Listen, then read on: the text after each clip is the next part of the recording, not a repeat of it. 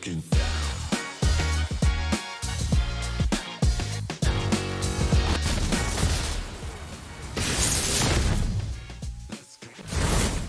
Good morning, Blootropolis! Dude, I did a new thing. My phone is buzzing a lot, but I did a new thing. Is it perfect? No. But can we now zoom in when we want to? Yes. Yes, we can. We found a little middle ground. Now, is it difficult for me to do this without looking down and yes, it's very difficult. Why is it difficult? Is it because even though my Stream Deck has 8, 16, 24, 32 buttons on it, finding those buttons without looking at it is almost impossible unless I was to maybe carry on for a split second and keep talking so that I can find the button? Yes. Yes, indeed. Notification alert thingy-majiggies are working, dude. Although text is not staying in the box. The text is somewhat slightly outside of the box, and that's not really great. Look at the, oh, whoa, whoa. Something bad just happened. I need to look at fixing it. Under, thank you very much for 24 months, dude. What's going on? A whole bunch of stuff. Now, let me quickly, I like getting the music, like the peak, around 30 decibels. 30 decibels. That's what I kind of like. Dude, I'm very, look, also, oh, hold on, let's go to the studio so I can, by the way, this is, I realized I've been getting all my terminologies wrong. This, where we are right now, is the headquarters, okay? Now we're gonna go to the studio.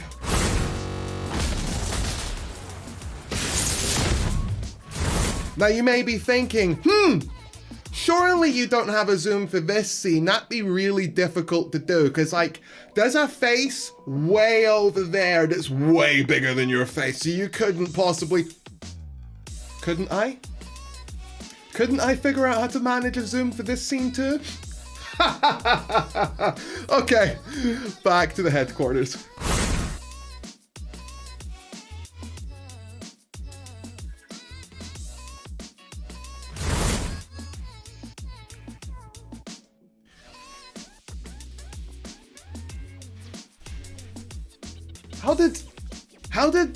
Why was there no transition?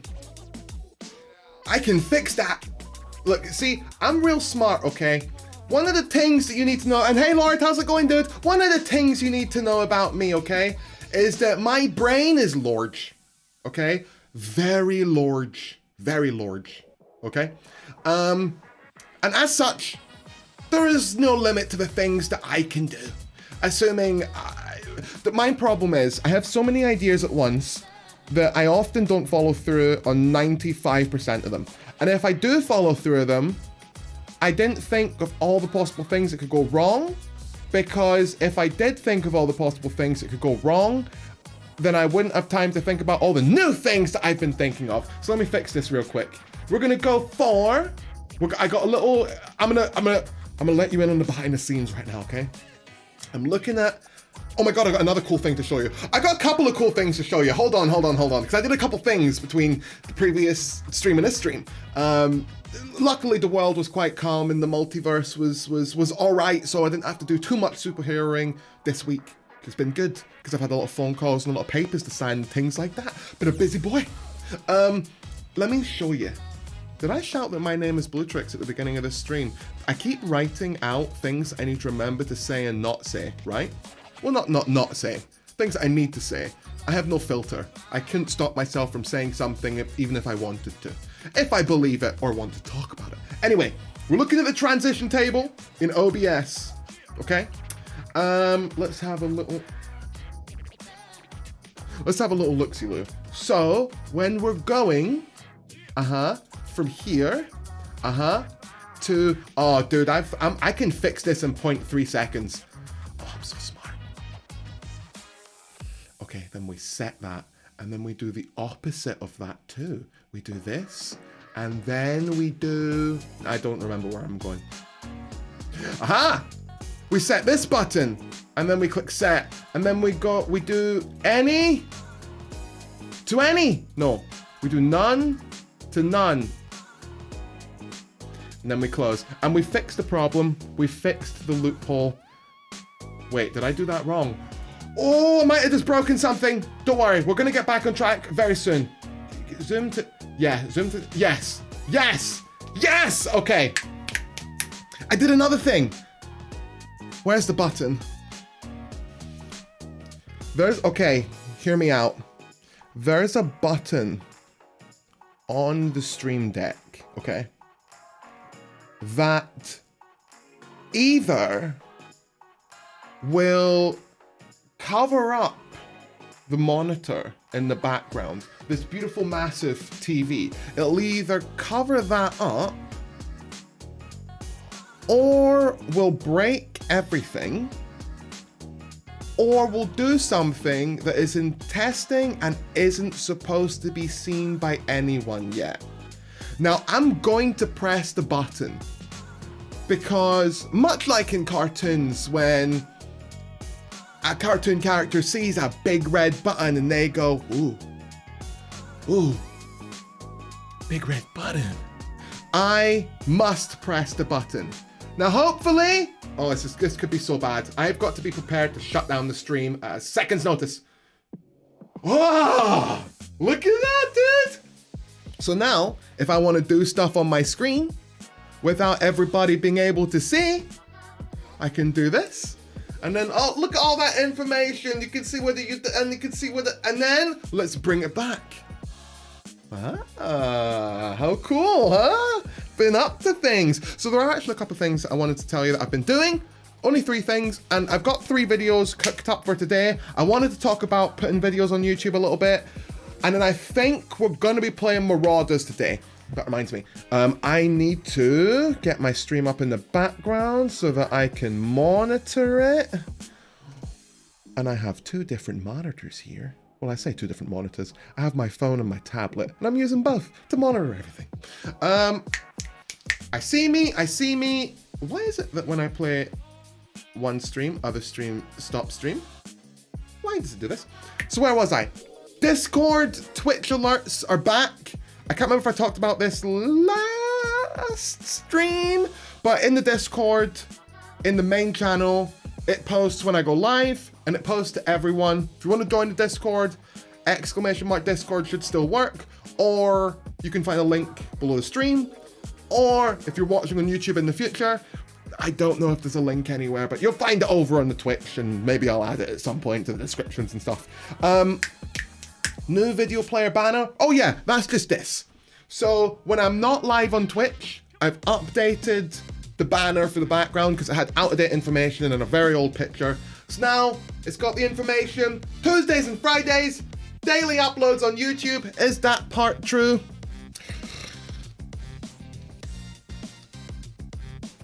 No, it's not true. No, it's not even slightly true. I always forget, or I don't have enough stuff ready, or something else comes up, but we try. And then I've added a Twitch schedule. I think I did talk about this all on Tuesday. Did I? I don't know if I did. We'll talk about it again anyway. Twitch schedule's been added. How do you find the schedule for when I'm live on Twitch, like below the Twitch streams? I've no idea because Twitch's UI is stupid and unintuitive. But this is where we are. So here's the deal. I wanted to talk about something briefly. So I have been uploading videos on YouTube, right? I've been uploading, I didn't even realize that this was the background. Turn it off, please. There we go.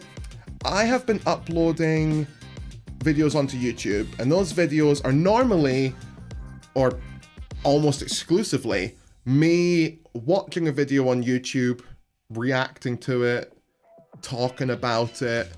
You know, it sends me off on tangents, etc.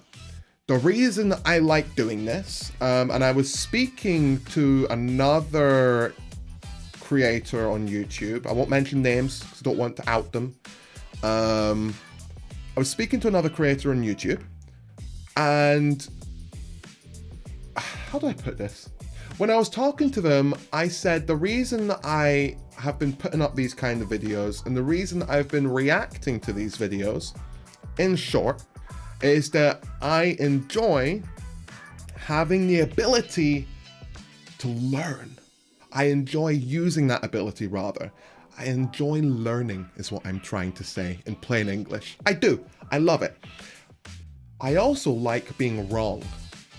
So when I can find videos that will teach me something, when I have an opinion that I'm not 100% solid on, when I find a topic that I'm really interested in, for example, this video here behind us is called Bored of Video Games, How to Enjoy Games Again. That's very interesting to me.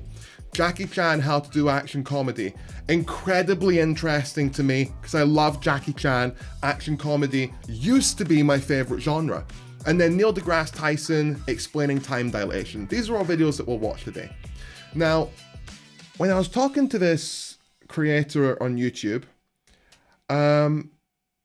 he said to me that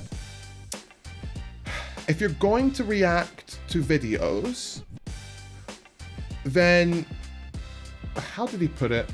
I think the essence of what he was saying was, if you're just going to watch the whole thing and then react to it and do it like I do it, where I go off on massive tangents talking about X, Y, and Z that are related to the subject but are still tangents, then it's copyright infringement, more or less. And every single Twitch streamer and a lot of YouTubers are very guilty of this. It's not, I don't think it classifies as fair use if you watch the whole video. But at the same time, if you're streaming, you don't really have the opportunity to cut that up into clips while you're live. Now, I could do that when I'm not streaming, but the problem with that is that involves a lot of time editing all that down. And despite the fact I'm a super, and despite the fact I can move at super speed, tedious is tedious. No, but I just, with all the things that I need to do, all the planets I need to save, all the cities that need to be protected from meteors and all the planets and stars and the universes, and it's exhausting. It doesn't leave me much time for editing. So, I'm in this kind of weird zone right now where I've realized that I need to do more than what I'm doing, while also acknowledging, for the time being, I think I need to continue doing what I'm doing, otherwise there will be nothing. Does that make sense? So what I'm saying is, I recognize that I recognize that what everyone is doing right now with watching stuff and then uploading that to YouTube, whether it be Asmongold or who else do I watch that does that? PewDiePie does that, though his are much more edited. Most of it breaches fair use. And I don't really know what the middle ground there is, whether you just say, okay, claim the video, take all the profits, but I still want to make this video, and my channel's not monetized anyway. Or do you not upload anything that you think isn't fair use, but then also have nothing going out there into the world, which means that you never get to build up an amount of people that watch you, and then if you can't build up an amount of people that watch you, you can never build up the capital to hire the people, to edit the things, to make the stuff fair use. You see the weird conundrum?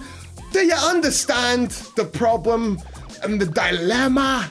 So I think right now, what I'm gonna do, I'm talking about this because I like talking about things that leave me perplexed. And maybe there's someone that has an opinion or an idea. I don't think so. I think I'm pretty much stuck in the place I'm stuck. But I think for the time being, the only thing I can really do is, I think the concession that needs to be made right now is keep watching these videos, keep enjoying them, keep talking about them, keep uploading them as videos, and understand that they will all be claimed, but that doesn't count as a copyright strike. which is a pretty cool system. I hope is fair. Yeah. Thing is, you know, this is one of those subjects where I think that I probably shouldn't talk about it on stream, but then I don't know who I could talk about it to in real life. So I talk about it on stream, and I'm left here thinking, this wasn't a fun topic to talk about. What are you doing? And the answer is, I don't really know. I'm just an incredibly handsome, smart, sexy super. That's all, at the end of the day. Intelligent, humble. Very humble. Okay, so here's what I'm thinking. Here's what I'm thinking for today. Okay, I really want to watch these 3 videos. Bored of video games, how to enjoy games again, because I've been having that issue recently. Jackie Chan, how to do action comedy. Neil deGrasse Tyson explains time dilation. That one, the title of it is confusing in itself, and as someone who quite often runs fast enough to run through time, it does get very confusing, and I would like to understand what it is that's really going on around me. Do I have anything else to talk about today? I feel like I do. Oh! I am, you know, don't get too parasocial.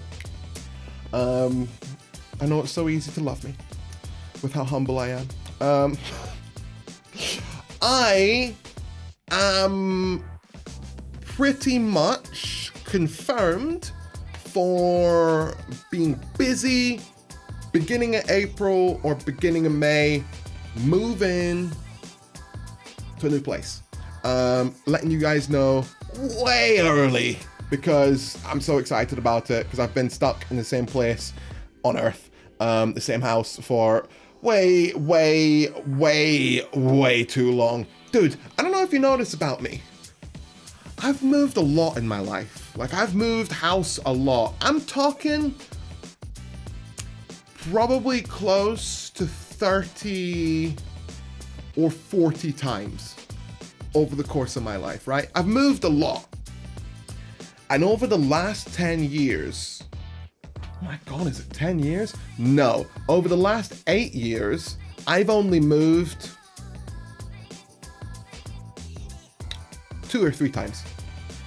And it's driving me nuts. I like to move. I like to be in a new place, in a new town, in a new city. I like to, you know what one of my favorite things in the world is? It's walking down the streets of a town or a city after midnight or after about 2, 3, 4 a.m. Before 6, you gotta get out of there around about 5 or 6 a.m. And you just walk around the streets with no people there, get to know the city. You notice so many things that you've never seen before. So many statues, bits of art, whether it's graffiti or art painted onto buildings or whatever. You really get to like just take it in. I'm so excited to do that. I know I could just go to a new town I could drive over or run over rather. Why would I drive? I could run over to a nearby town and I could, you know, have a little wander around. And I do that sometimes. I do enjoy that. But there's something different about moving there, you know, because you've got to map the area out. I was actually looking for an app. Apparently there is one, but it costs quite a lot. And if anyone out there is a programmer, for the love of God, there's almost no competition, and I don't feel like it'd be that difficult to make, although it probably would be. Google Maps. Listen. Google Maps with Fog of War. Now, Fog of War meaning, you know how when you're playing a game and you've got a map of a town or a city or an area you're in, right? Add Fog of War to that map. So when you walk around, you clear the Fog of War and you can see where you've been in the cities and towns that you're in. Dude, that would be so much fun. That would push me to go exploring, because like Pokemon Go way back when made me go exploring. It made me walk endlessly until the end. Endlessly until the end. But The problem with Pokemon Go is that it's shit. Hey, I'm not Neil deGrasse Tyson, look at me! Hey! This is the other problem with the tracking right now. There's no way to train it on my face, so sometimes if Neil deGrasse Tyson is here, okay, who are you gonna pick up? There's 3 faces here, which one are you gonna get? How does Neil deGrasse Tyson look more like a real person right now than me, a real person? Stop looking at Neil.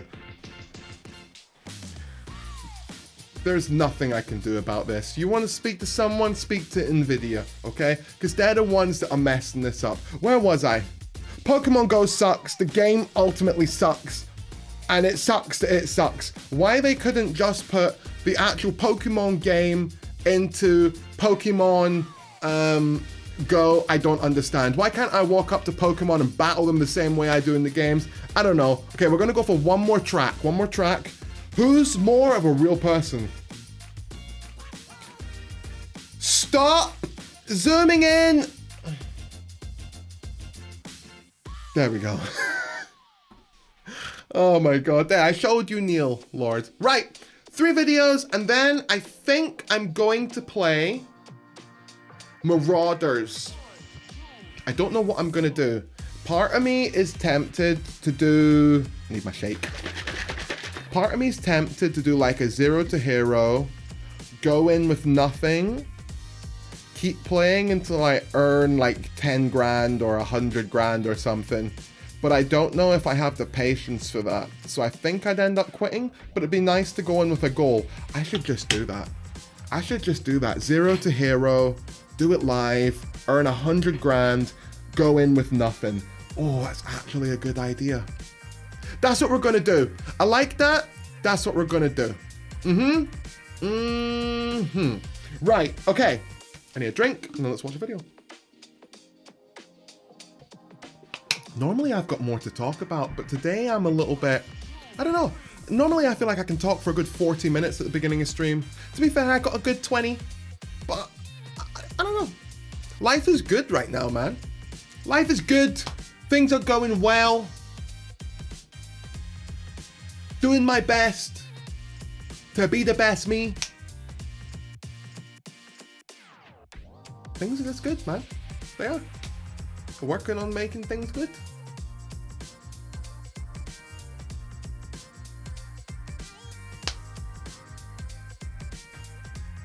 They're good. Okay. Is that Erdix? Ooh. Wait. Erdix. Erdix made this video. Okay. Crime is low in the city. Listen, crime is not, hey Breatharius, how's it going, man? Crime is non-existent in the city of Blootropolis. But every other place in the universe, multi-universe, multi-dimensional, that's where the problem is. But things have been calm. It's nice. Right. How to enjoy video games again by Erdix. I have butchered your name and I'm so sorry. Now, I have actually been struggling with gaming recently. I know. So sad.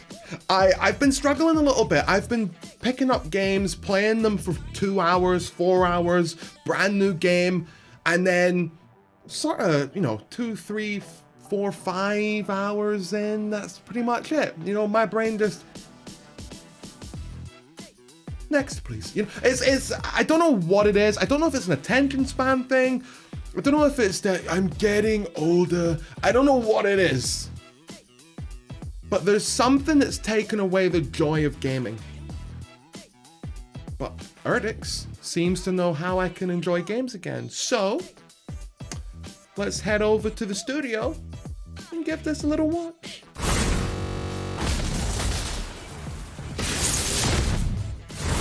Okie dokie, bored of video games by Erdix. Again, give the video a like, go subscribe, subscribe, I wasn't subscribed. Go subscribe. Without further ado, now this skipped a bunch. I think I've got, how do I turn this off? I've got sponsor block on, and I actually don't know how to turn it off. It's, ooh, I don't know. We'll leave it to play. Hopefully everything's fine. Let's go. Growing up, I was obsessed with video games. I remember getting my first ever Game Boy and playing Pokemon Red non-stop. Mine was Pokemon Yellow. Oh, did I have one before Pokemon Yellow? I'm sure I remember playing Pokemon Yellow in black and white on the original Game Boy, but maybe I'm misremembering. I know my first console was either a Sega Dreamcast, and I played Sonic on it, or it was Pokemon on the Game Boy Color. It was one of those two, but, oh, dude, back when Pokemon, like, felt good and fresh. Can't be a super without supervillains. True. My ass off with my family playing tennis and bowling and Wii Sports, getting absolutely dunked on in Halo 3 by my friends, and spending way too much time building the ugliest houses you've ever seen in Minecraft. Dude, the first time I got into Minecraft, my gosh! I said, my gosh! There we go. It's working. It's intermittent. I don't know how to fix it. The first time I got into Minecraft, I could not stop for about 2 months straight. It was an incredible experience. Oh, I missed that first experience. Minecraft. I loved immersing myself in all these different worlds. And as time went on, I just played more and more different games. I dreamt about the day where I could afford my dream PC and have the time and money to spend towards any game I could ever want. Yeah. And yet, as I got older and began to achieve that dream, my motivation to play those video games started to fade. Oh, same, dude. Now, and an amazing PC, as well as an absolute chonker of a Steam library. So why do games not... Dude, you want to talk about chonky libraries? You want to talk about chonky libraries, dude? Now, I've got access to a couple of friends' libraries, and I'm supposed to get access to one more, because I want to play the new Dead Space. But this is a I can never find anything to play.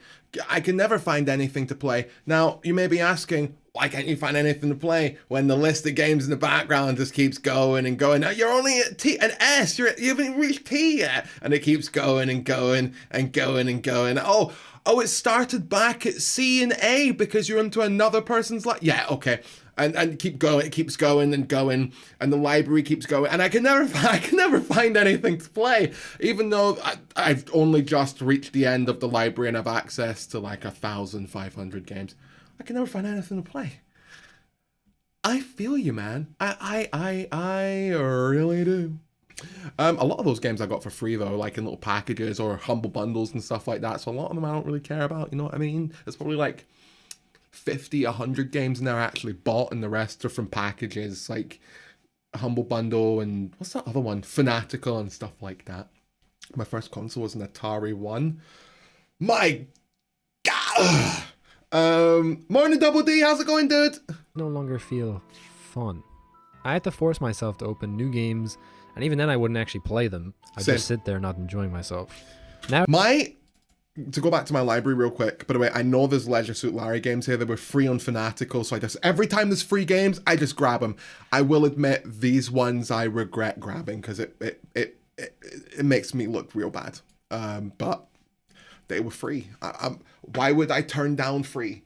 Why would I turn down free? My list of favorites is my saddest part of my library, because all these games are in my favorites, right? All of these games I really want to play, and I just never sit down and play them. I don't know if it's because I'm worried about not enjoying them. I don't know if it's because I'm not in the right headspace. I don't know what it is, dude. There's so many games I want to play. Let's play. Nowadays, it seems like a lot of people are going through the same thing. As they reach the end of being a teenager and kind of head into their 20s, their love for something that once dominated their childhood is now wavering. If that in any way sounds familiar, then this might be the video for you. Recently, I've been trying different ways to reignite that passion for video games so that they can feel fun for me again. So in this video, I'm going to be going through 5 tips that I believe will help you to once again be able to enjoy video games. Okay. Look, I want to call these tips. I'm going to call them, okay? I'm going to call them. Number 1 is only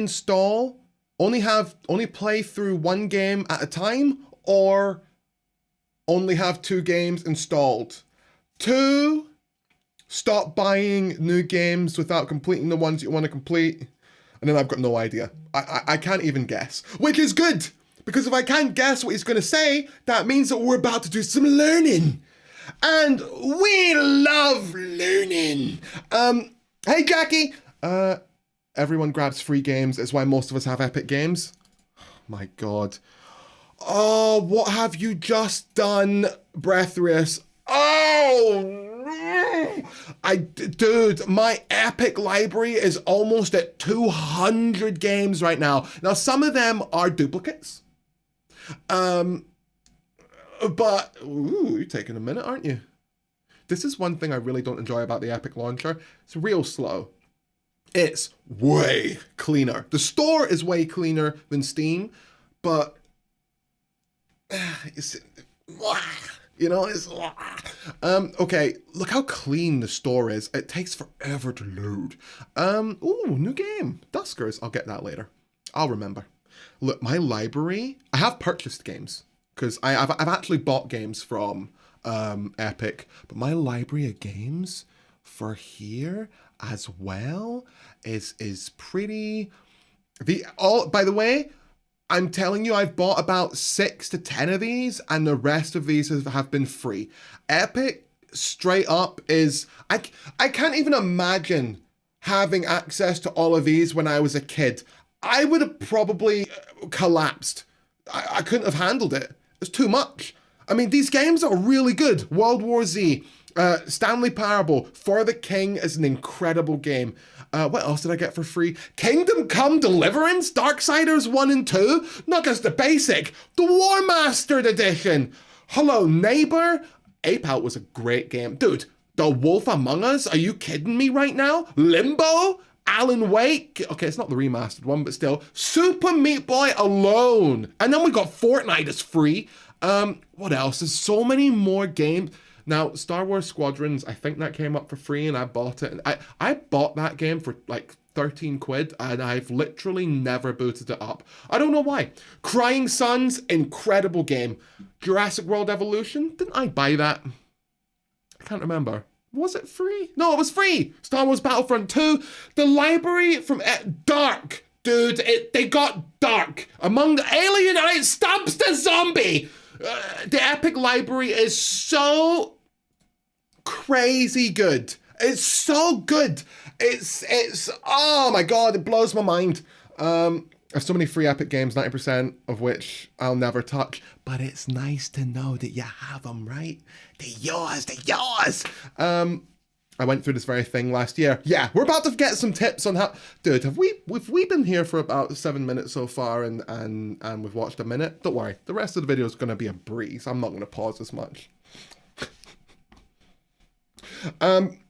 That's because Epic Games is its own game engine, mate. You're loading a game engine, not a game store. Oh, why am I loading a game engine? I don't want to load an engine. I want a store and a library. They should split it. Make it quicker.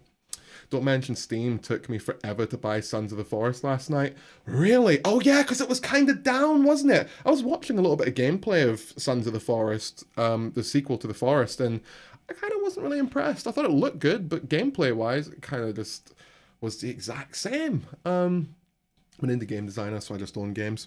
Fair enough. Sadly, my brain works, and oh wait, you're replying to Double D. Okay, you guys are replying to each other, which means I can continue the video and be able to enjoy video games. Hey, go away. This is a super fun way to get back into games that you're already really familiar with. Maybe that passion for a game you've played for years is still there, and you're just looking for a way to mix things up to give yourself more incentive to continue playing it. The best thing about... I don't do that. Do you? Okay, I don't know if this is just me, but if I stop playing a game for more than a week, I have to restart it. But I'm not allowed to restart it within 6 months to a year. It's an immersion thing for me. Like if I've played, even if I've 90% completed it. For example, I started playing through the first Far Cry game because I'd never played it. I made it probably somewhere between 60 to 90% of the way through the campaign, but I stopped playing about 2 months ago, so I'm just going to start it again whenever I do attempt it again, because I don't feel like I'm immersed in the world. I don't feel like I am that character, because the break has been so long. Like, I find it really difficult to go, a year between a season of a show because I don't remember what went on and I'm not immersed in the show either. And those little catch-up bits at the beginning just aren't enough. I need to be in it. Like, if I'm playing this game, this is my life. I was Link! That was me! You know? And then if I disappear for a week, then I'm not Link. I'm just playing this dude disguised as a dude. I can't remember the line. Breaking immersion is big for me too. Yeah, for sure. Sons of the Forest released yesterday.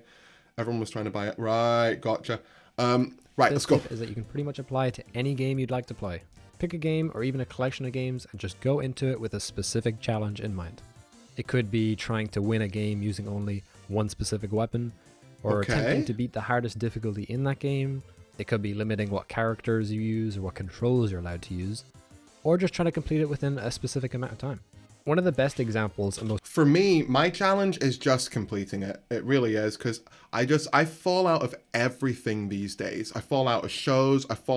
My lady has been getting so mad at me recently because we have about 5 or 6 shows that were on to the final season, and I have refused to watch them for 1 to 2 years now. The final 2 episodes of Big Bang Theory, no thank you. The final season of Killing Eve came out a year ago now. No thank you. The final season of Better Call Saul, better not. I don't know what I don't like finishing things because that means it's the end. And I don't like the end, dude. I like the beginning the best, and then the middle's pretty good when you're strong. And then, I don't know. I don't want to use... Listen, I don't want to use my ultimate Blizzard scroll in Skyrim because that means it's the end. You know what I mean? You know? I'm not going to name the games because I don't want people to give me spoilers accidentally, but there are so many massive games that have come out in the last few years that I just stopped when I knew I was near the end so I can play it through again and not know what the end is. It's kind of genius. One thing that's helped me with conquering my backlog is focusing on shorter games, 20 hours or less. See, I do have a little solution for me, and it's that we're going to be doing game streams in the future. Now, I don't know if we're going to get to do it before I move, but the plan kind of is to... Now, I've talked about this before, but I'll talk about it again, but really quickly. I'm planning on doing game streams. I stream on Tuesdays and Fridays at 2 p.m. GMT, GMT UK time. But I'm planning on adding a Sunday stream whenever I want it. And for that stream, it's going to be a game-a-thon, like a subathon. So we'll do 4 hours minimum, and then you guys are able to push that to all the way up to 24 hours max, and maybe in the future I'll uncap it and the stream doesn't end till the game ends. So if I'm playing through Bloodborne, I could be stuck there for 48 hours trying to complete it and I can't stop until it's done, which would be a nightmare, but I think hilarious. So that's kind of my idea for making me complete games I have wanted to play. I'd like to do that for God of War because I just cannot get through that game. I keep quitting it after 4 hours, even though I really like it. So that's my plan. I beat about 5 games in 2 months because they were all 10 to 20 hours long. Miles Morales, what an amazing game. RE Village, I need to play that. High quality shorter games like that helped me immensely.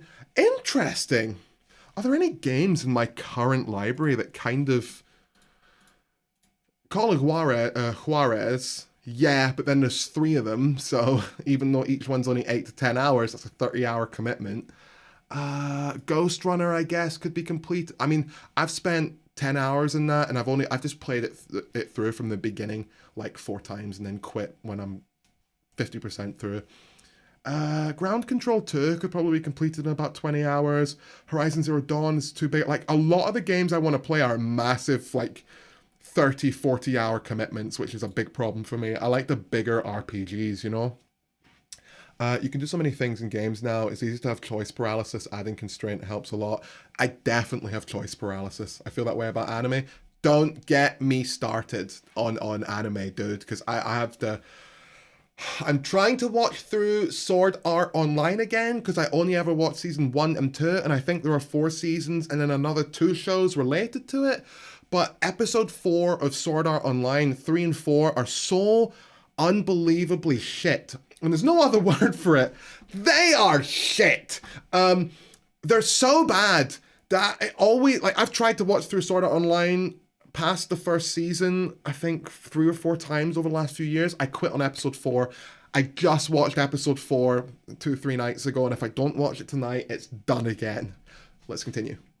Most popular forms of making a game more challenging to make it more fun is probably Pokemon Nuzlocke. Implementing all of these new rules has made the game so much harder, but also created this new wave of relevance. A 24-hour Gameathon Nuzlocke. That's a franchise that, difficulty-wise, is pretty obviously aimed towards kids. Another example is that I'm currently trying to beat Terraria on Master Mode within 100 in-game days. And knowing that I'm doing everything with that challenge in mind has made me way more excited to sit down and play the game every single day. The thing is, they don't even... I've got a mate that that plays games to get all the achievements, and I just can't. I hate achievements. I remember back in like the Xbox 360 days when you had achievements, it was all, and then now the PS5 achievements, they're so good, right? And they're so satisfying, but I hate them. I hate them so much because you'll get, the first 10 will be given to you. You'll do them passively. The next 10, you got to do a little something that's okay. And then the final 10 are all like double backflip off a building, onto someone's head, put their face through a window, and then take a selfie. And you're sitting there going, how do I do that in Paper Mario? You know, they're so complicated. Even have to specifically be challenges. Something else that you can do is to just set specific goals for whatever game it is you're playing. Maybe it's the goal of the entire run of the game, or it's just for the specific session. In my newest Minecraft world, my goal is to build my base almost entirely within the new biome that just came out. Even though I've been playing this game for years and I'm pretty much just doing the same things I always did, the entire vibe of what I'm doing is different because it's all inside this one brand new area. Or you can sit down after work or school and say, hey, today I'm going to beat this specific boss. Or finally complete that one building project, or I'm gonna beat my fastest time. Sometimes the act of just playing the game can be too vague to get excited for, so making the actions you want to complete within the game more specific. He said that at the perfect time for me to relate. Playing through Subnautica, every time, I remember I streamed that, and every time I'd come back to stream to play it, I was excited to push to a new depth. I wasn't challenging myself. I was just excited to push past where I'd pushed before, or to go and build a new survey location, or to build this new Now, I've said this before, and I'll say it again. Death Stranding is the best game ever made. That's undebatable. There's nothing you can say to change my mind. And I think what this guy's just said has helped me understand why I think it's so good.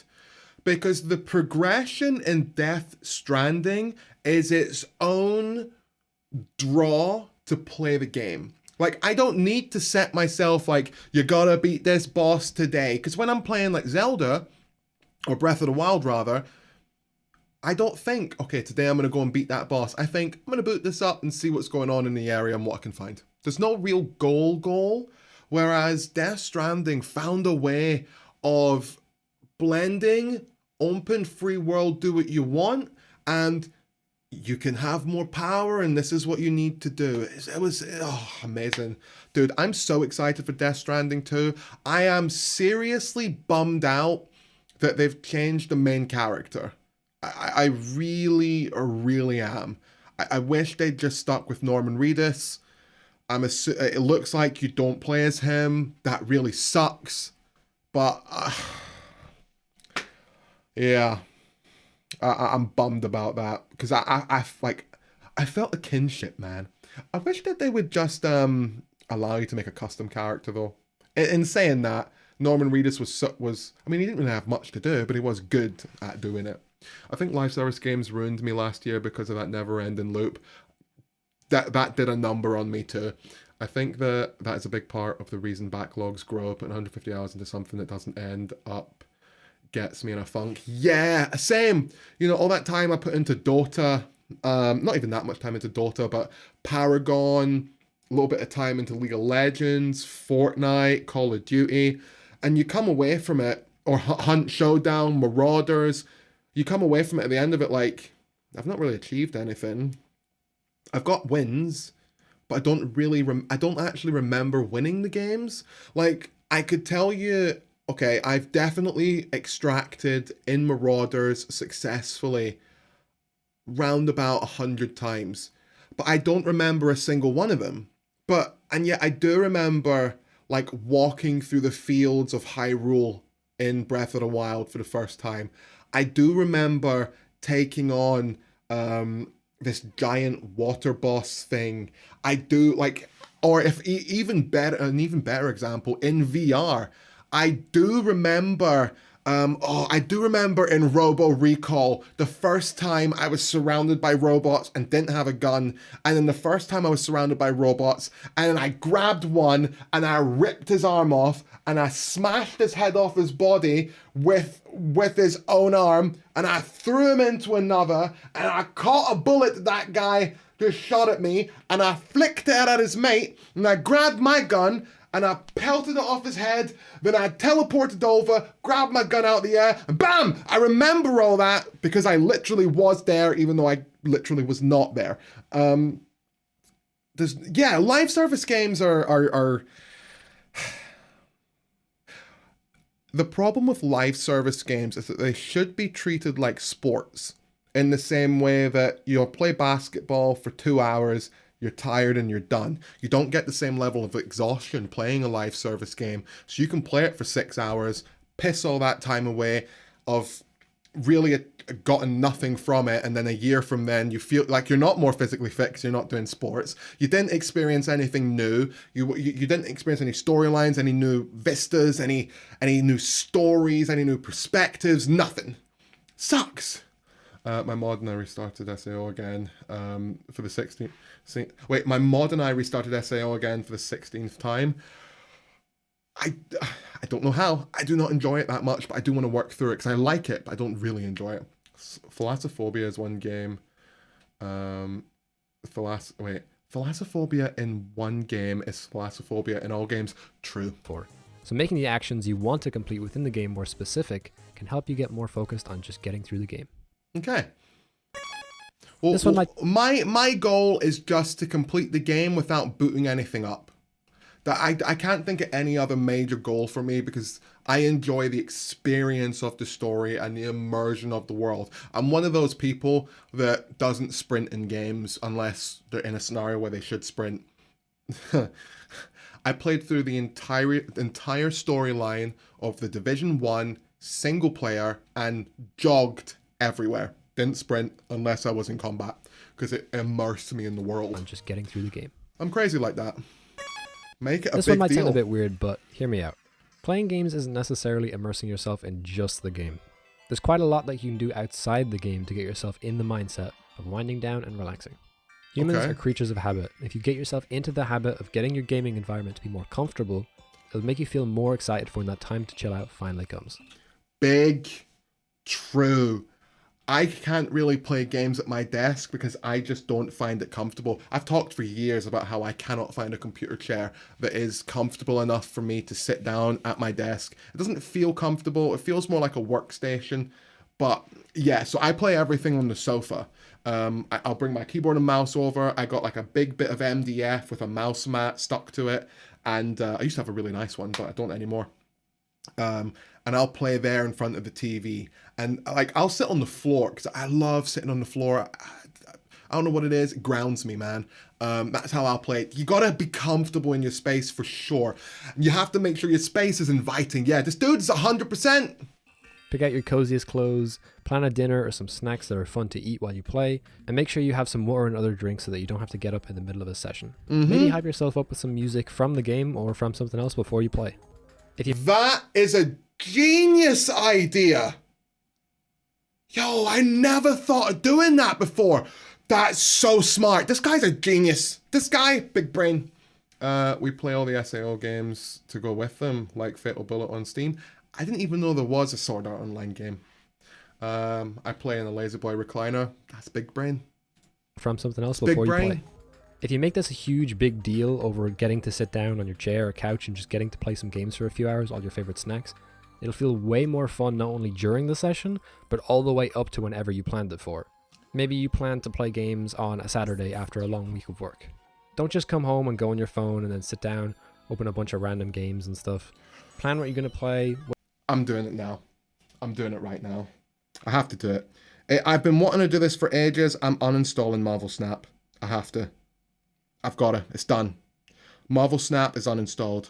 I still have a PlayStation 1 emulator on my phone, so I can play through like Spider-Man on the PlayStation 1 or whatever. And then I've got my controller attachment for my phone, so like it works really well. That's it gone. This guy just inspired me to delete the last game that I have on my phone. Now, do I still have TikTok installed? Yes, but is that a video game? No, so it doesn't count. What you'll eat, and the most comfortable clothes to wear during that session. It's kind of like planning a date with yourself, only it's not sad. I promise. My mindset is, if you're going to do it, you should do it right. Leave your I think one of the comfort zone. hardest pills to swallow when it comes to gaming is that maybe the game that you put all those hours into every single day is just not that fun. Any game can be someone's favorite, dude. but it would be a lie to say that every game ever... What do you do if... Hold on. So what he just said there... that you put all those hours into every single day is just not that fun.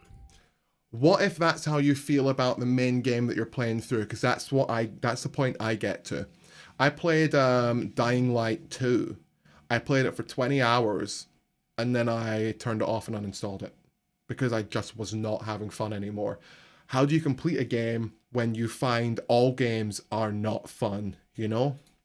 Any game can be TikTok doesn't favorite, count as a game. but it would be a lie to say that every game ever created was just created to be a good game. True. If the games you play make you feel frustrated, annoyed, or like you're just wasting your time on them, it might be time to try some new games.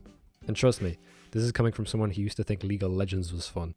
I mean, Same. like, it can be, but most of the time it's Can not. Leaving your comfort zone relate. can help to immerse yourself in worlds that maybe you've never tried before. Recently, I just tried this random free game on Steam for the sake of just making a video on it. All I really wanted to do going in was give myself a proper chance of trying it. And then I found myself sinking hours upon hours into this game because I was so determined to beat it.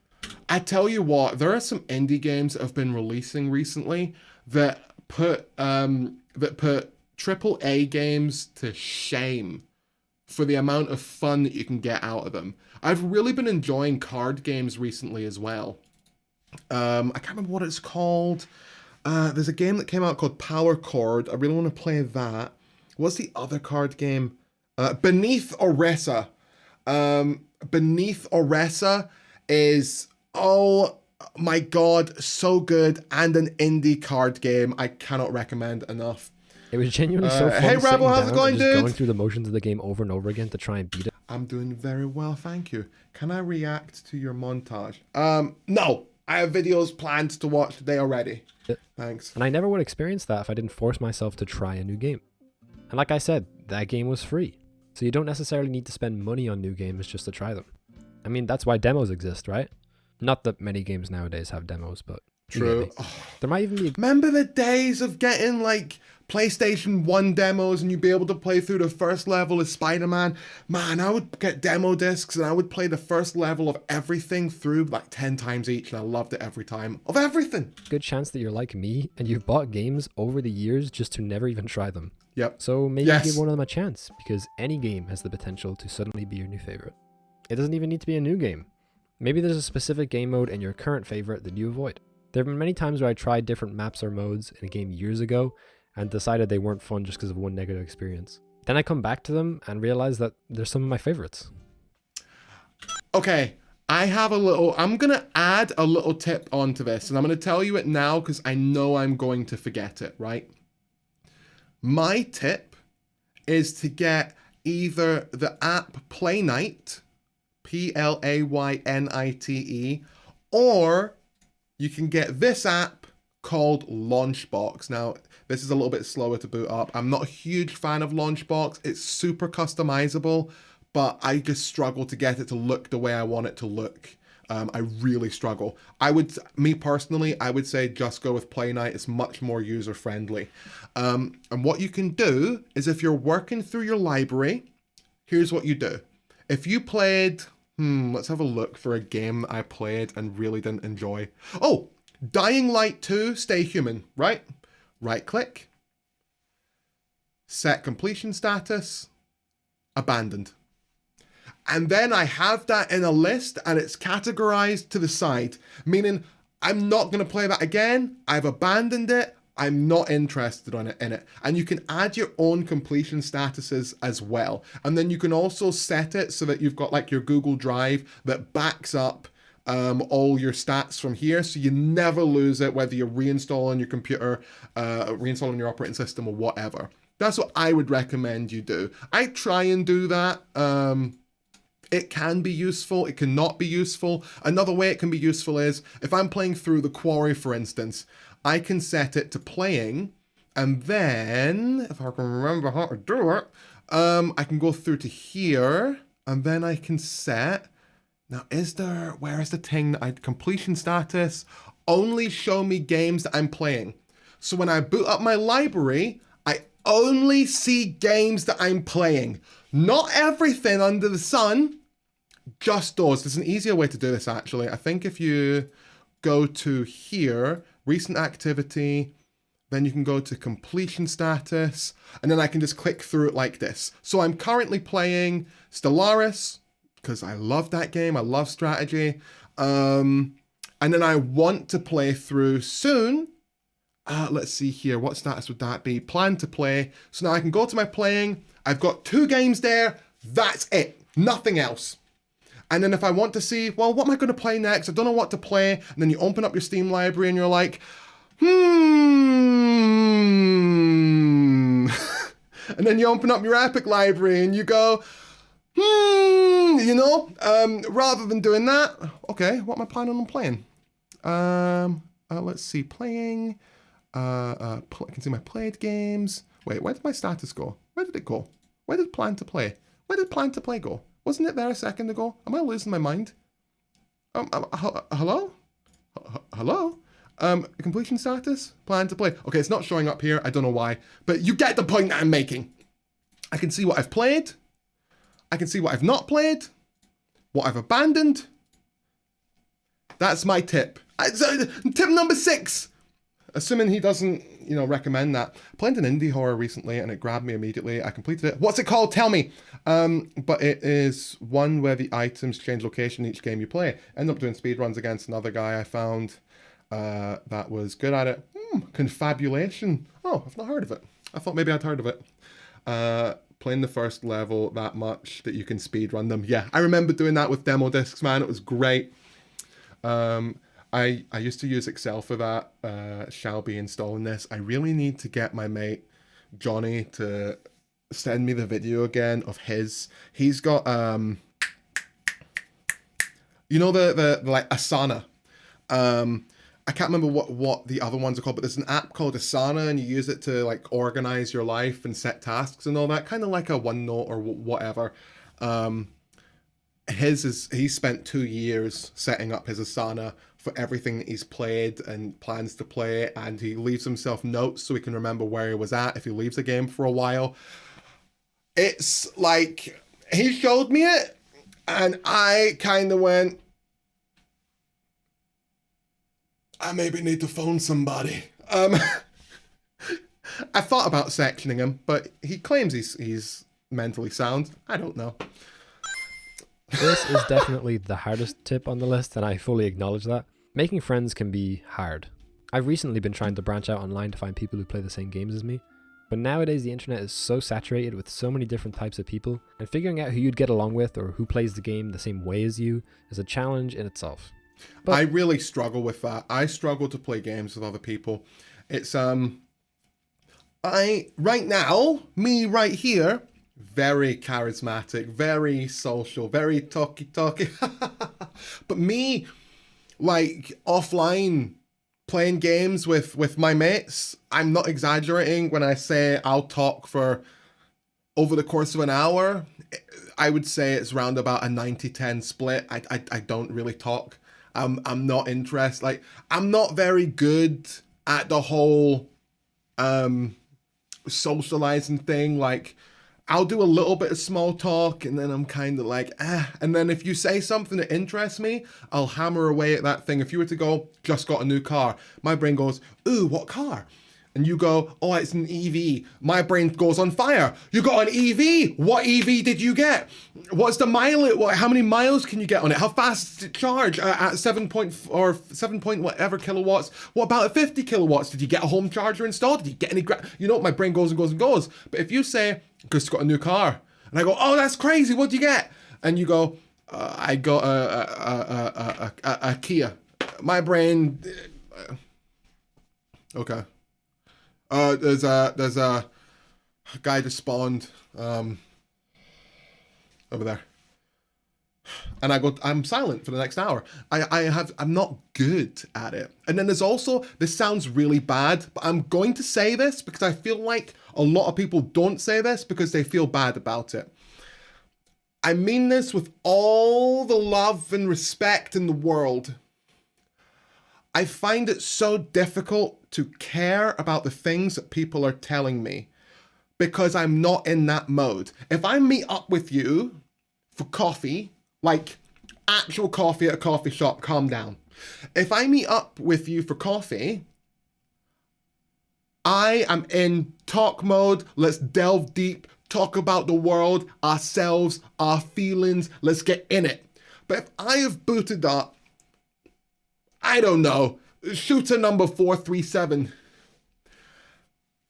My mind is, I have to kill everybody. I hate everybody.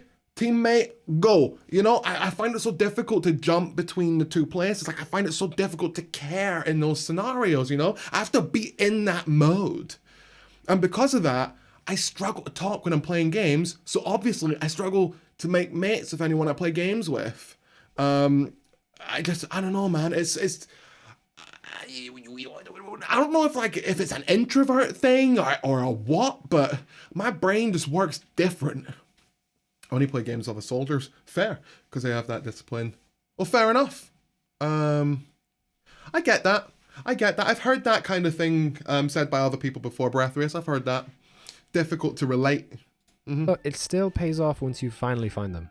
For me, I use Discord servers created for specific games like Minecraft or Destiny 2 or Phasmophobia, and then I went into the looking for group channels and just kind of scouted people out. Eventually I saw some... I don't know if this is just me, but one thing I really struggle with is I find quite often, or like a high percentage of the times that I've went into a Discord server, like a random one, like for Hunt Showdown or whatever it is, and I've joined a group chat.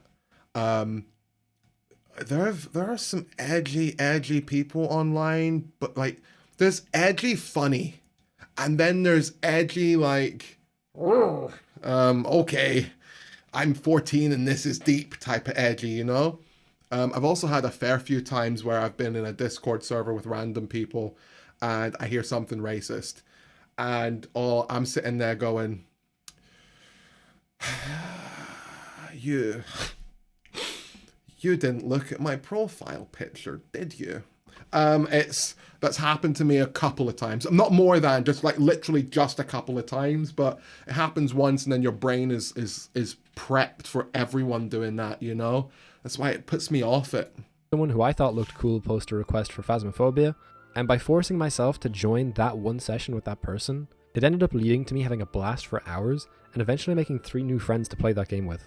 We even have a new group chat dedicated to planning out new games to try together. Reaching out at all is difficult, and not everyone you meet will be the right person for you. This tip itself might not even be for everyone. You could be very comfortable playing games on your own, which is completely okay. I too really like the single player experience sometimes.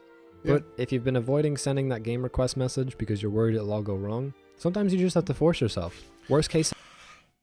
He's right. When you're right, you're right. When you're right, you're right.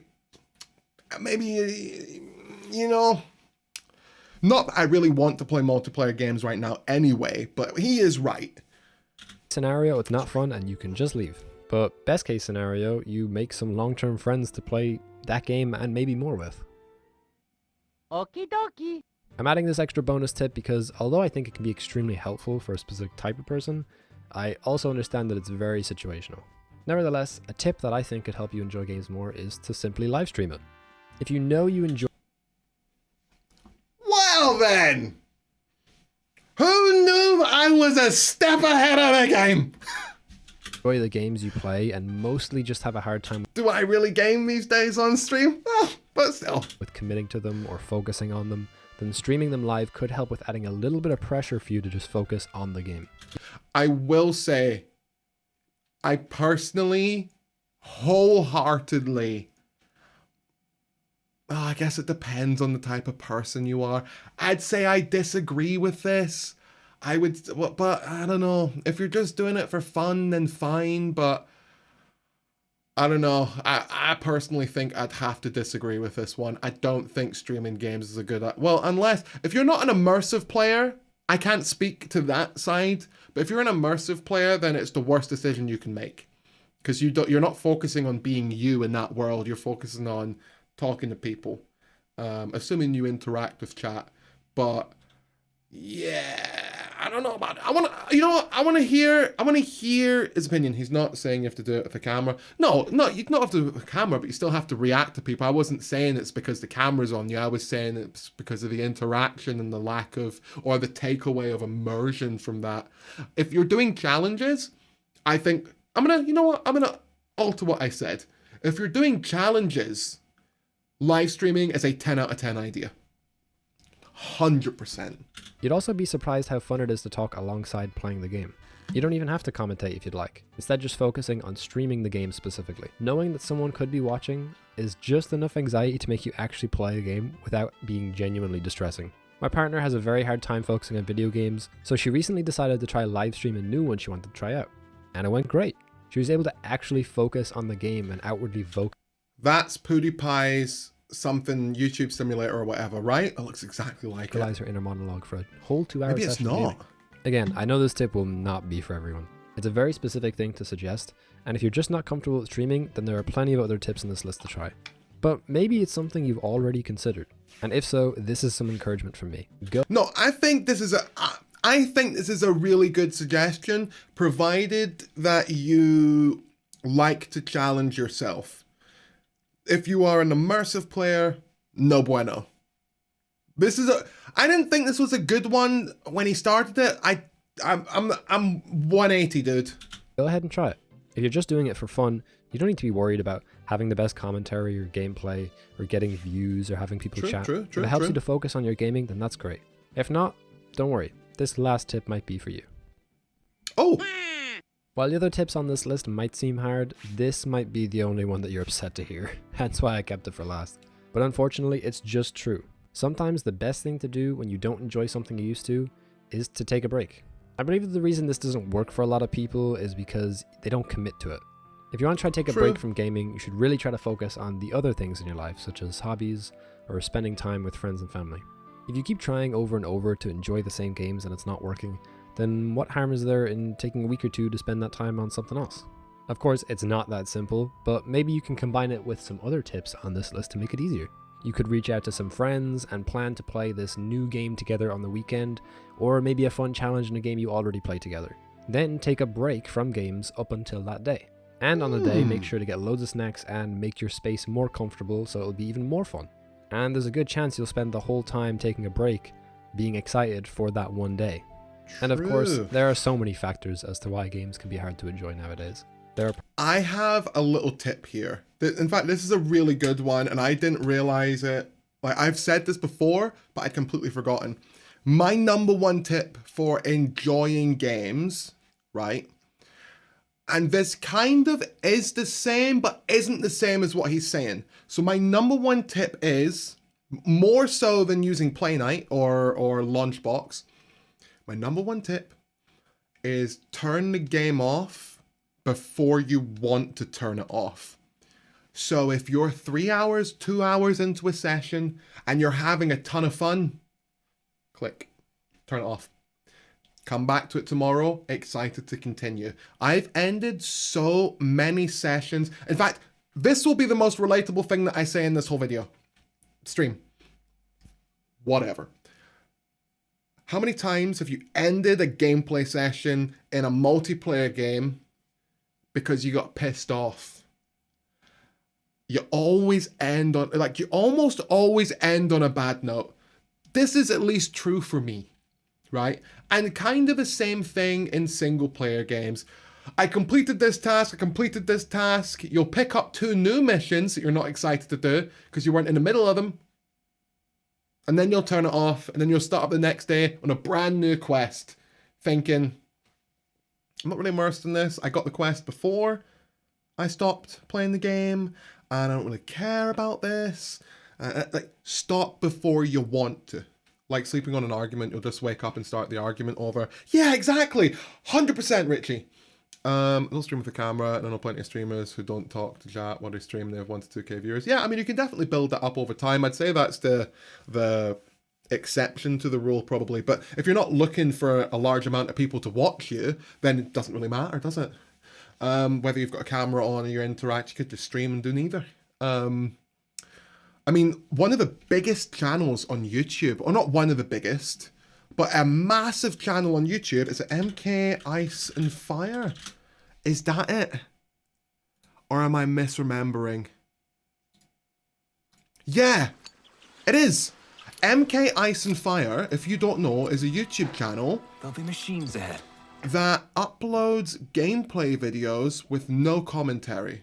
They literally just play the game. And if I'm being perfectly honest, on a scale of 1 to 10, they're a 7. They're not the most skilled, I don't know who it is that plays, they're not the most skilled gamer in the world, but they're good. Good enough that, like, you'll see something, you'll go, that's how you do it, man, and they'll get it a second later. They're not blasting through the game, doing things you didn't even have a chance to think about. They're not so slow that it's annoying. They've kind of nailed it, to be honest. But you'll look and, like, 3 million views on part 1. 174,000 views in 3 days on Atomic Heart. It's kind of crazy. But that would be the exception to the rule, but still. Oh, where was I? So true, I did this. I found myself not enjoying games anymore. I was just playing because it's something I've done for the last 30 years. Took a month out, randomly started playing again, fell in love with it all over again. I'm happy for you. I'm not at that point yet. I do think that I am trying to work my way around. One of the problems I've got is that I keep going back to the same games. I'm playing Stellaris again. I'm playing whatever other single player it is again. The Long Dark again. I'm playing Subnautica, I'm not playing Subnautica again, but it's like I keep going back to these games that do have an end, but you could play them through multiple times. And I need to stop doing that and move on to new games, I think. When I don't want to play a game, I just go write a few chapters in my book, and by the time I'm 2 or 3 chapters written in my book, don't want to write anymore. Fair enough. Ready to game again? Well, fair enough. You're kind of exhausting yourself in one thing, so you appreciate the other. That's definitely a thing you can do. That's me in Destiny too. I don't feel like grinding anymore, but I know I have to. Dude, hey Aaron, if you're feeling like you have to do something in a game, that's the #1 sign you need to turn that off. You want to know how I know this? Let me show you how I know that when you feel like you have to do something, that is the perfect time to stop playing that game. Warframe, 949 hours. I have no idea how I got so many of those hours. And let me be clear, AFK time, I don't think accounts for more than 10 hours of that basically 950 hours. And I haven't played this game in years.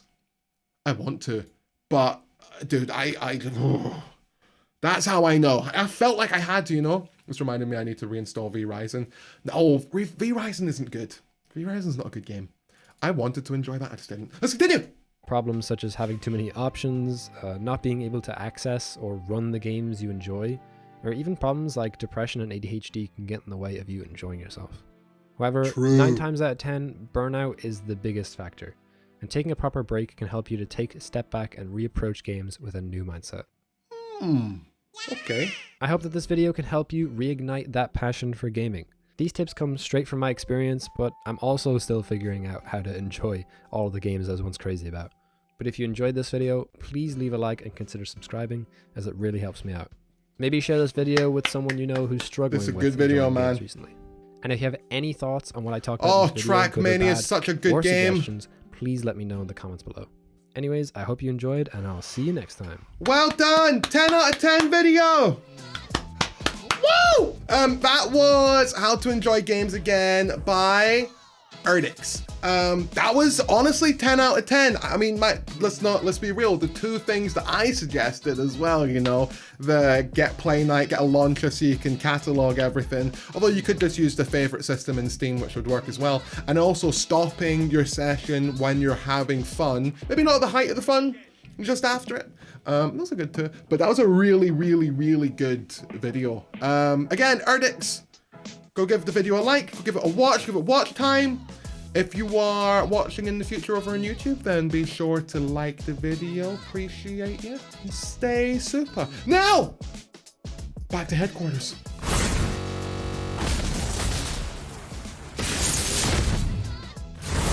Okie dokie. I have 3,300 hours in Tabletop Simulator. Okay then. What is the video? Oh, dude, I've got a problem, okay? I've got a problem and it's a serious problem, and it's actually a serious problem.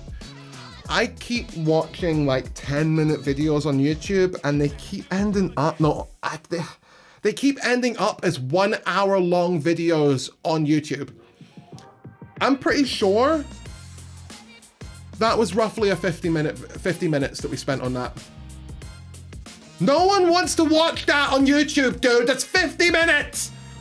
I can't, but I have so much to say on everything, you know? It's just everything. I don't know. That was my problem with Mass Effect Trilogy. For 240 hours on the Legendary Edition. I bought that game full price, played it for 5 minutes. I annoy myself. I really do. That's how reaction videos work, though. I feel like I should be doubling the length of the video and no more. You know? 50 minutes of a TV show? That's true. That's true. Right. Oh, I'm excited for this one. I love Jackie Chan. Right. Who made this? Every Frame a Painting. Cool.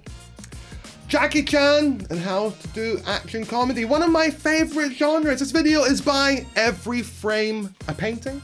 This video is like a while old now, 8 years old. But we're gonna watch it because I absolutely love Jackie Chan. I love action comedy. And we watched the Edgar Wright How to Do Visual Comedy by Every Frame a Painting the other day, last week, whenever it was uploaded. So that's what we're gonna do. That's what the plan is.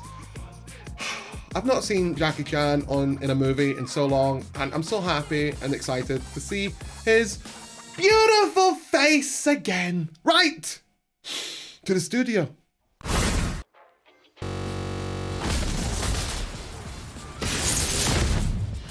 Okay, let's give it a watch. Hello, yes, this is Jackie speaking. Oh, we gotta play Name the Movie. Ah, you know what I've just realized that I don't know all his movies. I thought this was Robin B. Hood or Robbie Hood, but I don't think it is. This is Jackie speaking. Can I name any of these?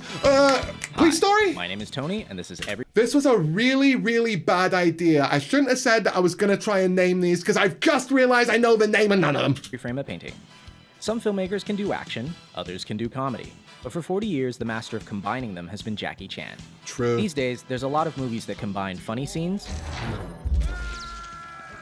with fight scenes. But even when the movie's good, the comedy and action seem to be two different directors and two different styles.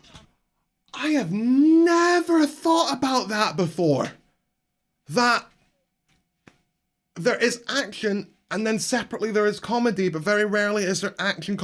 I never thought about that. Blootrix, I'm going to read that message after this because I want to actually talk about that. What was his latest movie? There was a movie by Jackie Chan that released not too long ago. Well, I say not too long ago, probably 5 years ago.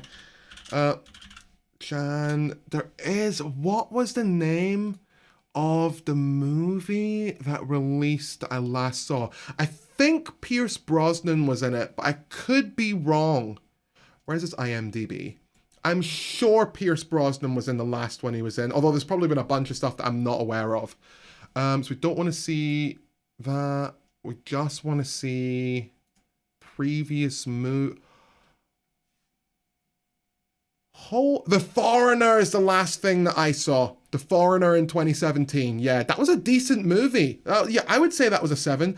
Oh, Jackie, why you look so old, Jackie? No, Jackie, why you look so old, Jackie? Oh, it made me sad. Oh, dude, every now and then I sit here and I go, Arnold Schwarzenegger and Sylvester Stallone, Danny DeVito, Will Smith, Eddie Murphy. It's like it's not that long, you know? It's really not. And it messes me up inside. I can't mentally process it, dude. I don't like it. Look how many movies he's got that have come out recently and how many are upcoming. That's Kung Fu Panda 4. He's in Kung Fu Panda. Rush Hour 4 is rumored. Right, back to the video. And that's why Jackie's so interesting. In his style, action is comedy, and his work shows that the same filmmaking principles apply, whether you're trying to be funny or kick ass. Jackie Chan's best movie, Legend of the Drunken Master, Fight Me. So let's dive in. If you'd like to see the names of the Great films movie. as I'm talking, Favorite press the movie. CC button below. Ready? Let's go. So, how does Jackie create action that is also funny? First off, he gives himself a disadvantage. No matter what film, Jackie always starts beneath his opponents. He has no shoes, he's handcuffed, he has a bomb in his mouth. What? 1, 2, or 3? I think it was Legend of the Drunken Master 2. I don't think I've seen number 1 or 3. I didn't know they existed until like last year. He's Monkey in Kung Fu Panda? I had no idea. I've only seen Kung Fu Panda 1 and I thought it was like, okay. From this point, he has to fight his way back to the top. Each action creates a logical reaction. And by following the logic, we get a joke. In Oh, movies, it's this brilliant. comedic style goes back to the silent clowns like Chaplin, Lloyd, and Keaton. But I think Jackie has distilled it down to one line of dialogue. Please. I said I don't want trouble. Because he's the underdog, Jackie has to get creative, which brings us to point number 2. He uses anything around him. This is the most famous. This might blow your mind. See this scene right Goes back to here? the silent clowns like Chaplin, Lloyd, I'm line not of dialogue. joking. Go back and watch it. See this scene right here? Do you know why he gets in this fight? I am not joking. Go back, watch this movie. He gets into this fight because he walks up to someone and goes, "What's up?" My N-word. I'm not joking. I'm serious. That's how he gets into this fight. I was watching a streamer, Pay Money Wubby. It was like a month ago he did the stream and he pointed this out and said he didn't remember the scene happening. And I was sitting there going, no, this scene never happened. I cannot believe that was in a movie. It's so funny. And like, you would never get away with that these days, which is also like a whole other topic. I said I don't want trouble. I don't want Because he's the underdog, trouble. Jackie has to get creative. The way that Jackie speaks just makes me happy. I feel like there's so much passion in every word that he says. Which brings us to point number 2. He uses anything around him. This is the most famous aspect of his style. Take something familiar, do something unfamiliar. I've seen him fight with chairs, That was so cool. dresses, chopsticks, keyboards, Legos, refrigerators, and of course, This. not only does this make each fight organic and grounded, it also gives us jokes that couldn't happen anywhere else. True. It is crazy the level of skill he has. Although this, I could be wrong. I'm pretty sure I'm right though. So I'm gonna say it as if it's fact. Did you know that like he demands that, or used to, that all the stunts have to be like for real, like no CGI, very, very little wire work I've ever seen. Like, the only time I've ever really seen wire work is when he's going up a really tall wall and he'll jump off 1, 2 and then get to the top. He used to, in his young age, used to do that without wires, and then I noticed that in his like 40s, he'd start to use wires to make bigger jumps. Or maybe it was a safety thing, I don't know. But like, all the stuntmen have to do it for real. Like, I can't remember what movie it was, but I think we saw a clip, the one where there's the whole bus scene. At the end of that scene, 1 or 2 guys go out the front of a double-decker bus window. One of them snapped his back doing that, which is correct. Like, that's how real it's got to be. But apparently over in Asia, that's like a really normal thing. You get paid almost nothing to be a stuntman, and everything is for real. Take those hits. That's what you're there for. Like, not as hard, but like still, like, you know, you're getting hit. He didn't want to do it either, and they paid him extra to do it. Really? I didn't know that. He owns a studio for stuntmen? I had no idea. That's really cool. I read a book about his younger life, or part of a book, and never finished it.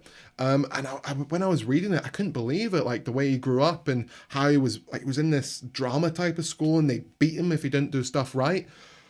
Wild. Number 3, Jackie likes clarity. He doesn't do dark scenes where everything is color corrected blue. If his opponent wears black, he wears white. And if his opponent's in white, then he's styling. His framing is so clear that in every shot, he's setting up the next bit of action. Here, even though we're watching the stuntman, 2/3 of the frame is the staircase. A few seconds later, we see why.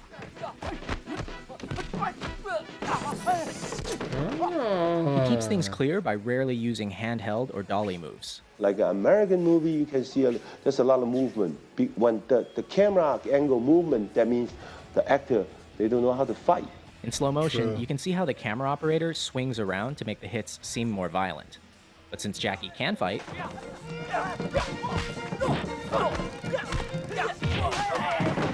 gotta say, I am sick of that stuff in movies these days when it's just cut.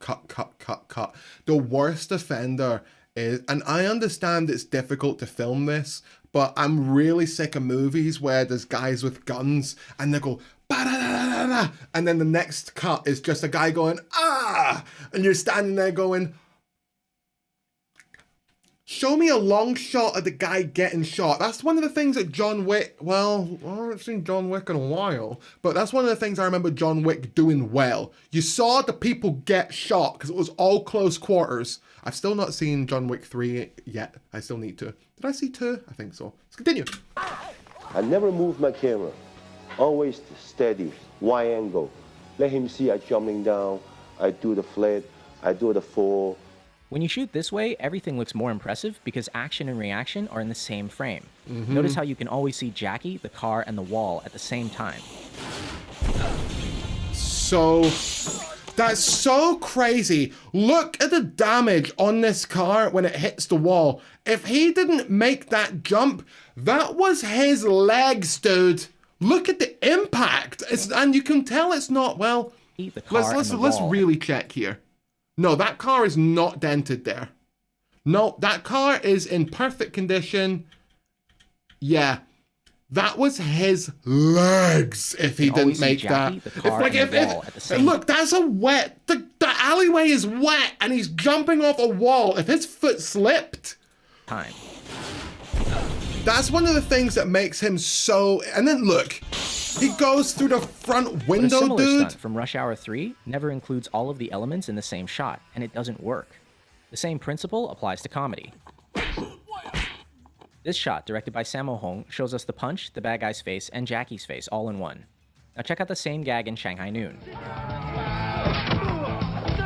Here, action and reaction are separate shots. It kinda works, but not nearly as well. Why don't more directors do this? Because of number 5. They don't have enough time.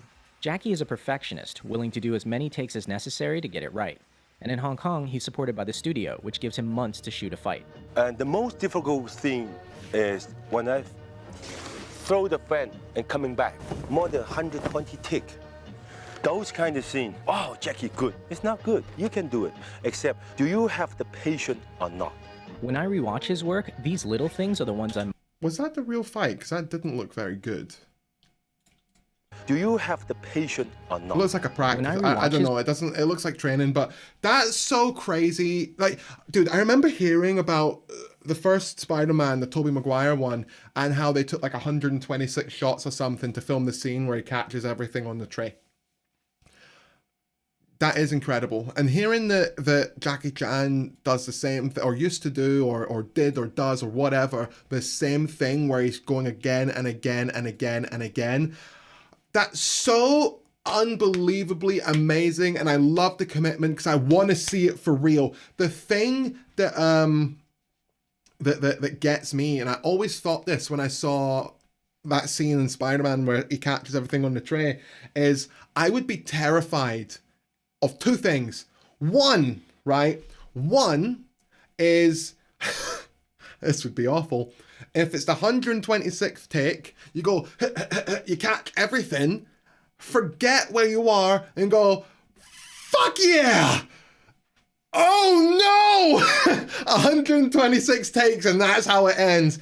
I'd also be terrified of being the other person in the scene when it's the 126th take. I'm thinking about cake now. The 126th take, they catch everything, and they go, yeah. And then you're the other person in the scene, and you go, I can't believe you got it. I mean, like, dude, oh my God, I would melt. I would absolutely melt. Patient or not? When I rewatch his work, these little things are the ones I'm most impressed by. He doesn't need to do them and they eat into his budget, but he still does them because he wants to. And it's that going above and beyond that I respect and admire. But in America, they don't allow you to do that, because the money just poof. And his American work is missing something else. And there's a rhythm also into the way that the shots are performed and also the way they're edited. And Jackie said something very interesting that, that the audience don't know the rhythm's there until it's not there. Jackie's fight scenes have a distinct musical rhythm. True, that's really true, man. There is definitely rhythm to his fights. Like, one of the things I'm really disliking about modern movies, especially the likes of Marvel, is it's just punch, down, a little bit of talking, punch, power, talky, punchy, power, done. Like, you can tell there's no choreography. Yes, it looks cool, but the thing is, right, this is just like an example. I've spelt that wrong. It's fine. The Sephiroth fight in Advent Children. I think that's right. Sephiroth. I feel like there was really, really good flow in this fight. Let's see here. Now, it could be part of the music. Good to see you, Cloud. Oh, dude. I didn't even know what Final Fantasy was when I saw this movie, and I lost my mind in this scene. I think it's maybe the way that there's kind of a floatiness to all the movements. Like, he doesn't just float up and then get hit when he's at the peak. He falls down a little bit here. Then he's hit up. The flow in this was really, really good. Like, there's like a landing, a bounce to everything that gives it, the kind of flow that Jackie's talking about. And the thing that frustrates me is how can you do that kind of flow for a movie that's 10, 15 years old and is animated, but you can't do that for a modern movie now. There's no flow, there's no rhythm. It's just everything is a solid object, and that solid object hits another one. It's so frustrating. I want Jackie stuff. The timing he works out on set with the performers. Ready, action. Stay where you are. Stay where you are. Don't chase me. Boom, boom. Then, boom. See? Everybody looks good. Even experienced martial artists have trouble with it. In his earliest films, you see him... Oh! Oh my God! Oh! Oh! Oh, that was awful. Oh my God, you could literally stab me and that would hurt less than the way Jackie Chan just walked away from that guy because he got that wrong. Oh, not that a knife could pierce my skin. Oh my God, dude! Even experienced martial artists have trouble with it. Oh Oh, whoa, that hurts so much. I mean, oh my, that hurts so much. That's like, I don't know what is beyond cringe, but that's it. I feel awful. In his earliest films, you see him learning the timing from Yuan Heping, and it's very much like Chinese opera. But by the mid-80s, working with his own stunt team, he had something totally unique. In America, many directors and editors don't understand this timing, and they ruin it by cutting on every single hit. I talked about this, well, not the right time to pause. What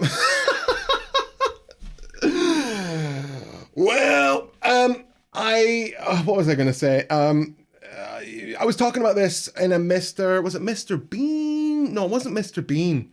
About a Jim Carrey bit recently, where I was saying that the editors of Sonic the Hedgehog 2 have absolutely no idea how to edit because they made Jim Carrey kind of not funny. And I know that Jim Carrey is the funniest person on the planet when he does anything. He has to put in almost no effort to be funny, and they ruined him in a lot of his scenes because they would cut away too soon, or they wouldn't let him flow through it. They'd cut away to other people's reactions. Like, I don't care what your facial expression response is to Jim Carrey making a movement. I care about seeing his full movement. And if you want that included, the facial expression response, then you need to have that in shot.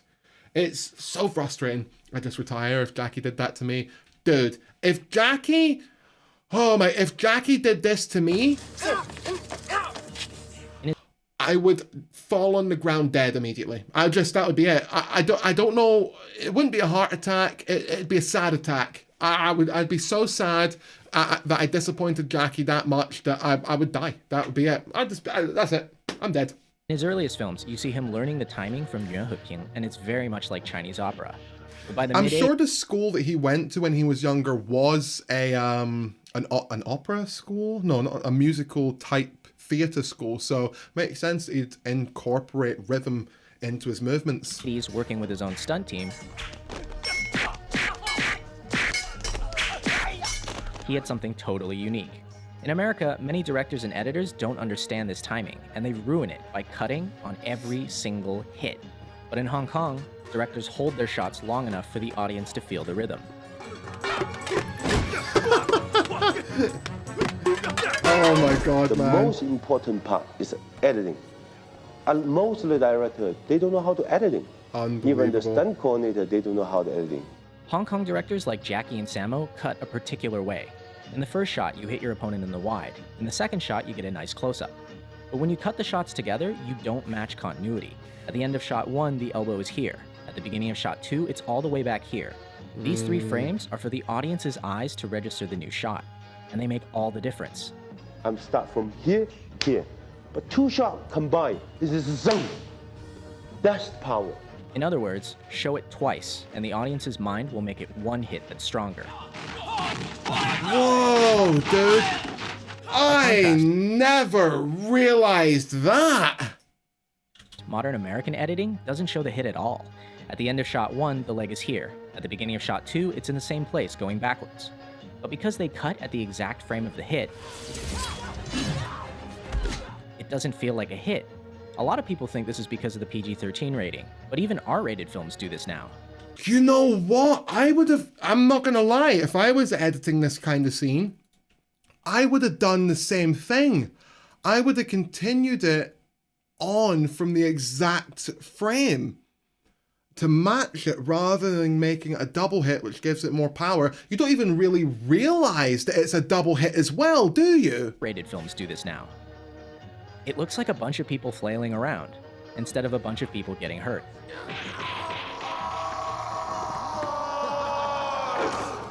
Ouch. Which brings us to number 8, pain. Unlike a lot of action stars who try to look invincible, Jackie gets hurt. A lot. Half the fun of his work is that not only are the stunts impressive,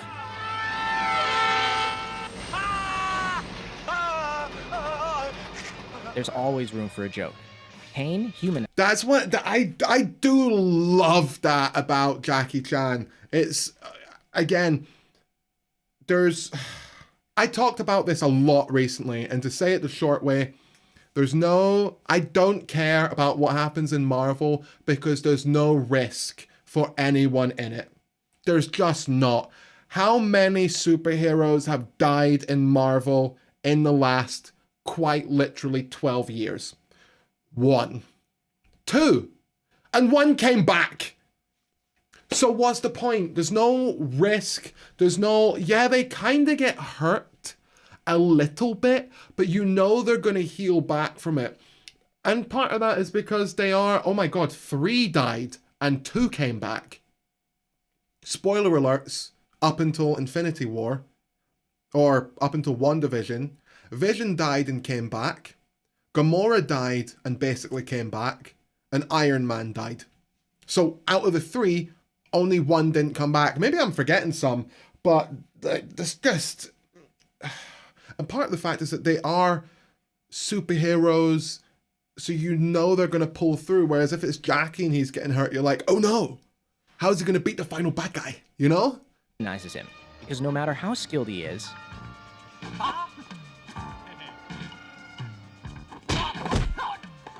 he still gets smacked in the face. Look at that, Jackie's man. face may actually be his greatest asset. Many times the look he gives is all it takes to sell a joke, like when he does an entire fight holding a chicken. Or dressed as Chun-Li. Now, when did this happen? Jackie? And last, Jackie's style always ends with a real payoff for the audience. By fighting his way from the bottom, he earns the right to a spectacular finish. Wait, did Iron Man come back as well? That doesn't... Wait, are you talking about something else? The problem with the jokes... they tried to make Jim Carrey doing Sonic 2 were adult jokes for a kids movie. But you can pull off adult jokes for a kids movie. I don't think it was even... me personally, I don't think it was the jokes. I think it's that Jim Carrey couldn't tell a joke and make you laugh without seeing him. Well, that's not true. Jim Carrey is way funnier when you can see him, right? Way funnier when you can see him. I think that's the main thing. They didn't let us fully see those movements, you know?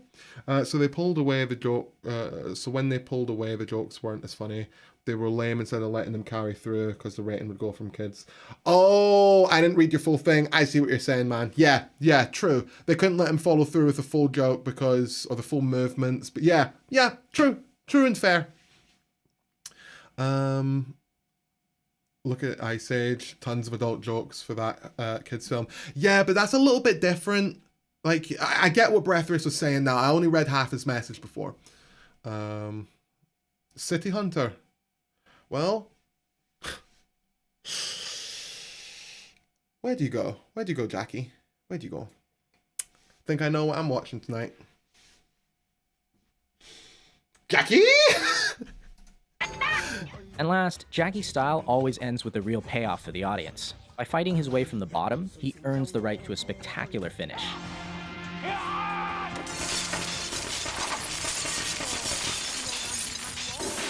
He doesn't win because he's a better fighter. He did that for real, dude. The right to a spectacular finish.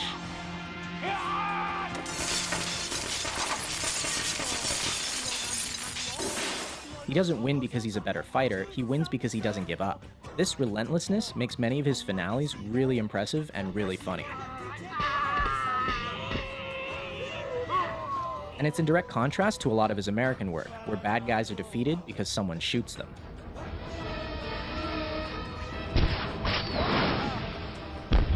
Come on! Is there anything worse in the history of anything ever than a side character being the guy to finish off the main bad guy?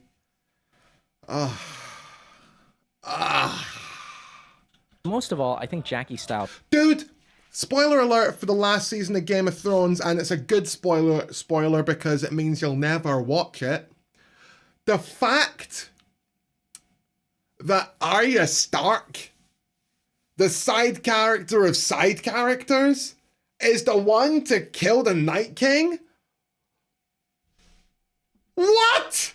I'll prove something. Action and comedy aren't that different. In both genres, Okay, that's we want sped to up, see our but best still. performers. And I think a lot of modern action directors are failing completely. These actors are skilled artists, some of the best in the world. Why are the directors so unskilled? Why am I paying money to not see the action? Whatever you do the best you can because the film live forever. No, because you know that they're raining and the actor don't have time. I said, would you go to every theater to tell the audience? No, the audience see on the theater, good movie, bad movie, that's all. Exactly. This work will last. And on that note, I leave you with the greatest death scene in film history.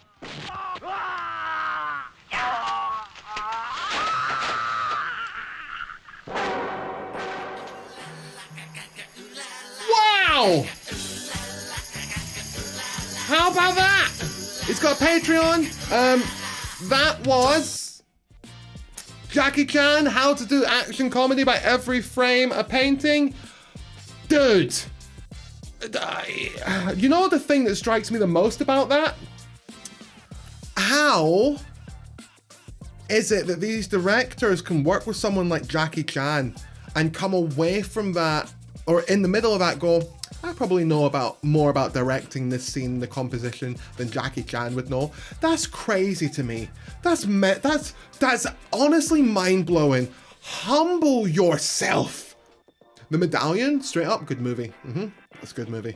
For sure. Anyway, that was, again, Jackie Chan, How to Do Action Comedy by Every Frame a Painting. Go subscribe. I actually haven't subscribed. Go subscribe. Go give the video a like. As always, stay super. And for everyone else that's sticking around for the stream, back to headquarters.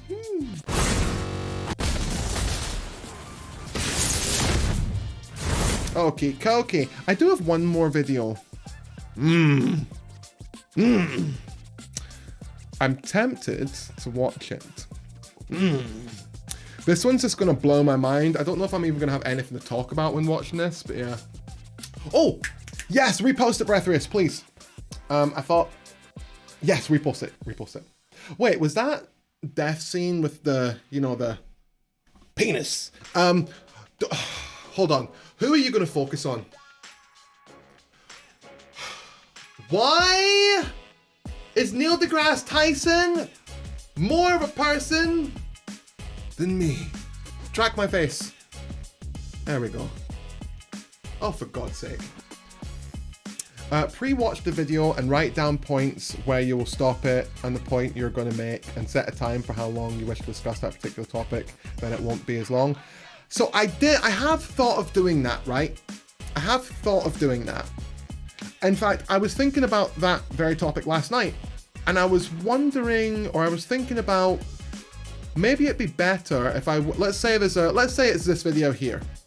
Maybe it would be better if I set up like 5 different 30-second clips of it that I thought were cool, or thought that I could talk about.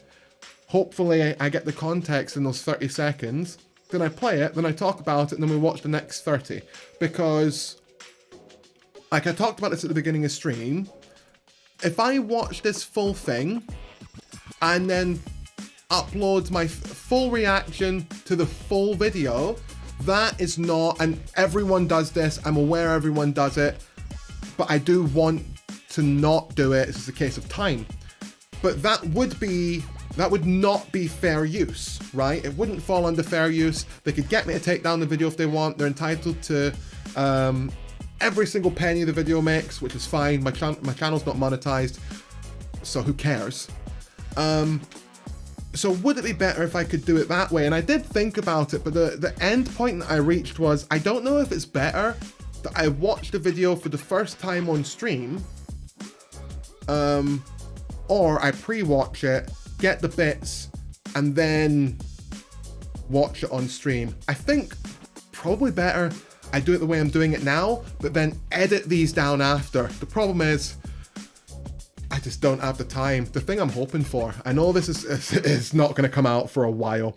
I really want an AI video editor. I want to be able to put a text prompt in, and I want it to be able to translate the entire video, and then I can tell it, based on what I'm talking about, pick out the 5 most popular bits, and then blah blah. There's a YouTuber that does exactly this. I can send you a link in Discord so you can see what I'm sort of talking about. Yes, do it! Because I need to do more research on this over the next couple of months, because I do want to change the way that I am reacting to stuff. Like, after I talked to the YouTuber I talked to yesterday, I do... you know, it's ultimately, it isn't real. There was another YouTuber that I heard talk about this recently. He was streaming a game, and he uploaded the full stream to YouTube. And in that 4-hour stream / YouTube video, he said, Asmongold reacted to a video of mine a couple years ago, and because of that, and in that video, he ended up getting 1 million views on it. So he made like $2,000 off it. And my video ended up getting almost no views, and I made like $8 or 80 pence or something like that. And I was sitting there going, oh, that's one of those things where you're kind of paid an exposure, isn't it? Or you could copyright claim the video so you get the money from it.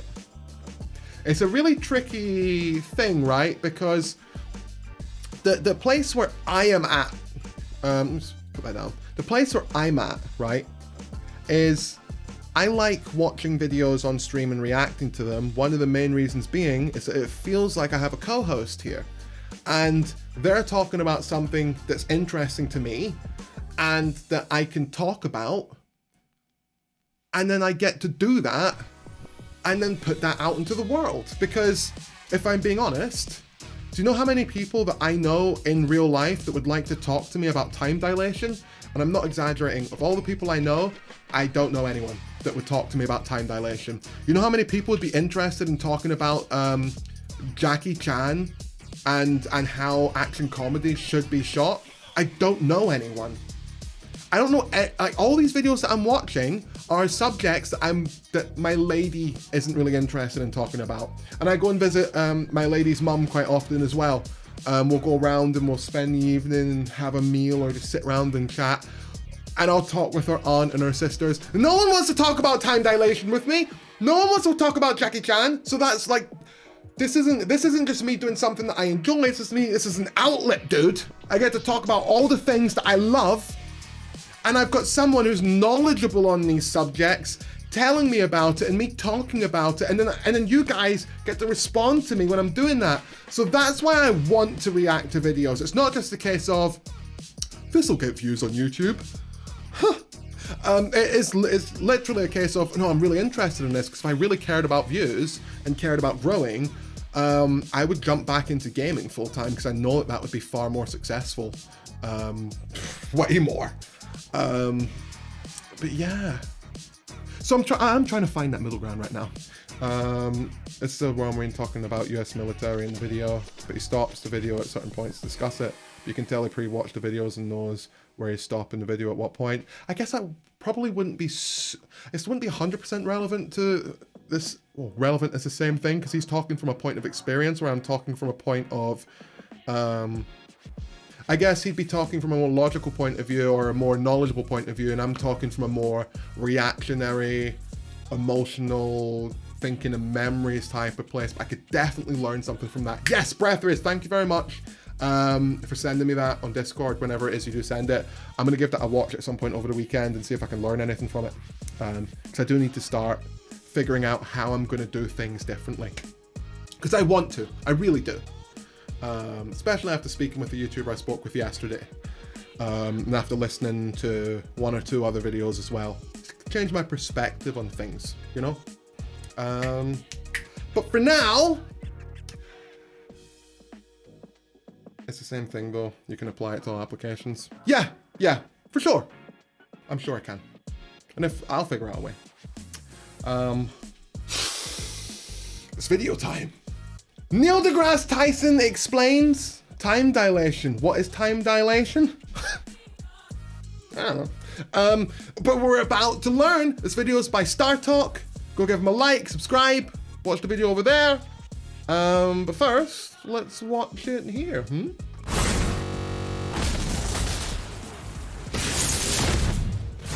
Okie dokie. Neil deGrasse Tyson explains time dilation. Again, this is by Star Talk. I think this is apart from a podcast. I'm not entirely sure. But let's do it. I still lose sleep What is? over this fact. Okay. I still lose sleep over it. And I want you to lose sleep too. I don't want to be the only one staring. I feel like I shouldn't watch this because this is going to be one of those things where I'm stuck up all night thinking about it. But let's see. At the ceiling at night. I'm going to tell you, a lot of things already beat you to that. Oh, sure. I mean, the asteroid strike that could happen, or the exactly, right, or the global warming, or all right. Yeah. So, Why did they have to get so dark with it? I don't want to be thinking about this. Let's continue.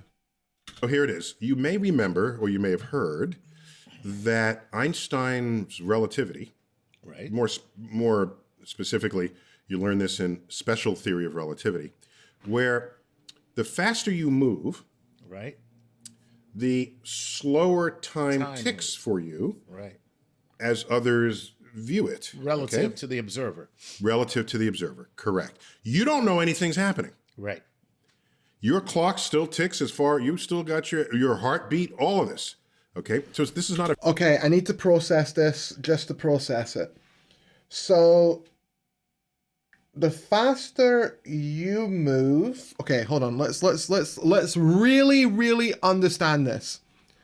The faster that you move, the slower time goes relative to the observer. Meaning relative... Not relative to the So, okay. Yes. I think I get it. The thing that's tripping my brain up, and hopefully they explain this, is let's say I'm in a plane that goes 1,000 miles an hour. I don't know what the amount is that time would be slower than? Faster than? The faster you go, the more time slows down. So if I was in a plane going from London to Paris, going 1,000 miles an hour, would it be... I can't process it. I need more explanation. I can't process it. Maybe I need to know more about the time itself to understand, but maybe they do a good job of explaining. Relative to the observer, correct. You don't know anything's happening. Right. Your clock still ticks as far, you still got your heartbeat, all of this. Okay? So does that mean that when I am in a car driving from A to B, let's say I'm in a car driving from A to B at 70 miles per hour, is there a teeny tiny fraction of an eensy weensy that means that time is going slower outside than it is inside the car? Or am I completely misunderstanding this? So this is not a physiological thing. It is an actual property of the fabric of space and time under those conditions. Wow. Okay? That is fascinating. It is. It's completely fascinating. It's completely. So I watch you fly by, and the faster you go, the slower time ticks for you. Okay? But my Say that time again. You go, it's completely. So I watch you fly by, and the faster you go, the slower time ticks for you. Okay? But my time stays the same. To you. To me, right. To you. So not only does speed do this, also the strength of a gravitational field will have the same effect on you. So the time inside something that's passing me by is slower than it is for me outside. Because the faster something goes, the slower time is outside of that thing. But a slower fuck. I'm not a physicist! Let's be clear, I'm not a physicist. I don't know if it wasn't clear before, but it is now. The stronger the gravitational field is, the slower time ticks for you. And that wasn't formulated until his general theory of relativity 10 years later. That took a lot more math and and deeper insights. I should probably preface this by he's talking about a black hole. Right. The closer you get to the event horizon, the slower the event gets. The further away you get, the quicker and non-noticeable it seems to get. Oh, I just don't understand. My only understanding of time dilation is from Interstellar, where they go down onto the planet, but the gravity or something is different. So 5 minutes on the planet is 5 hours outside or something like that, which is really difficult to wrap your head around. The idea of time going at a different speed somewhere else is confusing when the person experiencing the two people experiencing the difference in time are experiencing time the same way. That's what confuses me. Like, how can you leave and go to another planet for a year, come back and 100 years has passed, but you've only experienced a year, and the person who was at the other, like, that person is that person, here's the thing that's really confusing. If the person that goes to another planet that's got a different gravity well type situation and 1 year is 100 years, and they come back to Earth, are they technically 1 year older or 100 years older? Well, like, you know, I took 2 years of physics as an elective in college. I don't know why anyone would. Physics is so confusing, man. Into the universe. I love it. Once again, it makes sense. So because confusing. You're dealing with the fabric of space-time. It's the fabric of space-time. Correct. Wow. Okay. But initially, when formulated, you're thinking it's just because you're moving. Right. But it's actually way deeper than that. And that's why that one, oh, by the way, his original special theory of relativity was not called that. The title of the research paper was On the Electrodynamics of Moving Bodies. What? Okay, that was the title. We would later call it the special theory of relativity because it was a special case of what would later then be called the general theory of relativity. While we're there, let me just slip this in. The GPS satellites orbit higher than like the space station and other things that are in what we call low Earth orbit. They're in like MEO, the middle Earth orbit. There's LEO, MEO, and GEO. Okay. Right. If you have kids, maybe you name them that. Yes. Leo, Meo, and Geo. Low Earth orbit, middle Earth orbit, and geosynchronous, geo orbit. Okay, right. So the geosynchronous satellites are like middle orbit. That is far enough away from Earth's source of gravity for them to have a measurably different space-time condition. Oh. Does that mean that if there's an optimal distance to place things away from the Earth that you want to last longer because they're moving, because they're further away from the gravity well, and gravity is what... Am I wrong in saying gravity is what creates time? I might be wrong. Or gravity warps time or something like that. So there'd be an optimal distance to place certain objects like a GPS satellite away from the planet because the degradation of that equipment would actually be slower relative to how long it would last if it was kept closer? Or am I wrong there? See what I'm saying? I don't know if I'm getting things backwards or not. So that their clocks tick faster than our clocks on Earth's surface. Oh, so they're actually degrading faster being further away. So that their clocks tick faster than our clocks on Earth's surface. Oh, see? No, look, Blootrix, I'm not reading too far into it. I understood it, but I understood which way time would go backwards. Hey, Viola, how's it going? I am indeed alive. Because they're farther away. And so, remember I said the more intense the gravitational field is, the slower time ticks. So they're farther away. Their time ticks faster relative to us. Wait, does that mean, I need to hear that again to fully understand it. Remember I said the more intense the gravitational field is, the slower time ticks. So that means if there are planets out there with life on them that have lower levels of gravity, time for them would go faster than time would go for us on our planet, meaning that their civilizations could develop technically faster than... So if our civilization, or if humans, or Homo whatever, started at the exact same time as an alien on another planet with half the gravity that our planet's got, time would go, I don't know if it would be equal to half, but time would be twice as fast on their planet, assuming it was, you know, middle ground. It'd be middle ground, and then they could develop twice as fast, which also means if there are planets out there with more intense levels of gravity and things are able to live through it, say for example twice the amount of gravity, that would mean that they develop, well, time for them is half as fast as ours, so they would develop half as fast as we did, assuming it was the exact same timeline for us and them, because time is relative to... That's so crazy, dude. I never understood that, and now, assuming I'm not talking out my ass and I'm getting it, you were thinking of materials, not of their clocks. Yeah, I was thinking of materials. No, but I was meaning, if the clocks... So, see for the satellites, the GPS satellites on...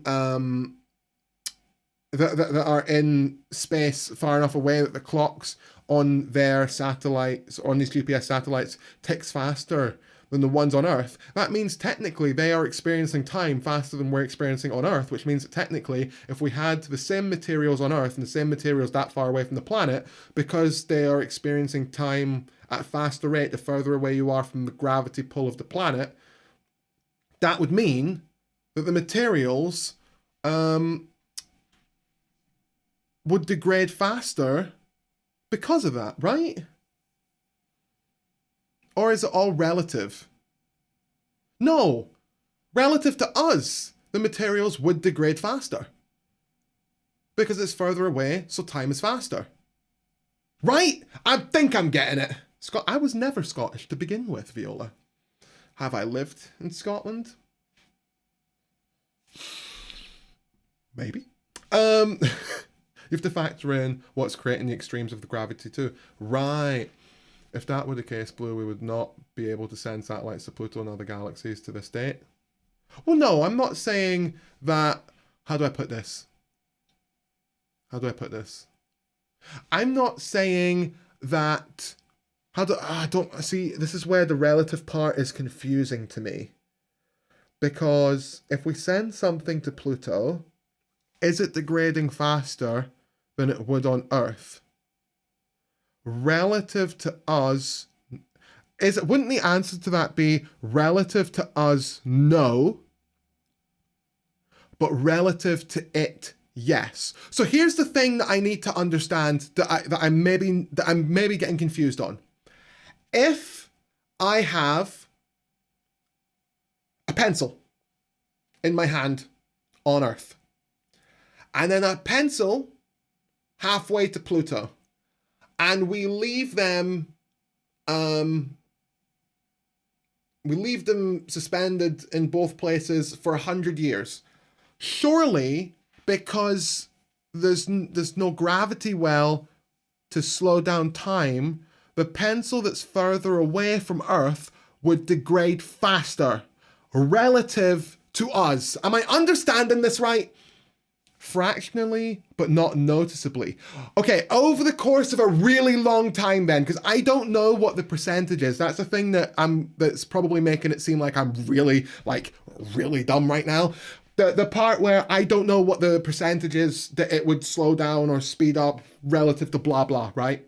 The only thing I want to understand is if I have the exact same thing far away from Earth's gravity well and on Earth, but relative to us, does the thing further away from Earth,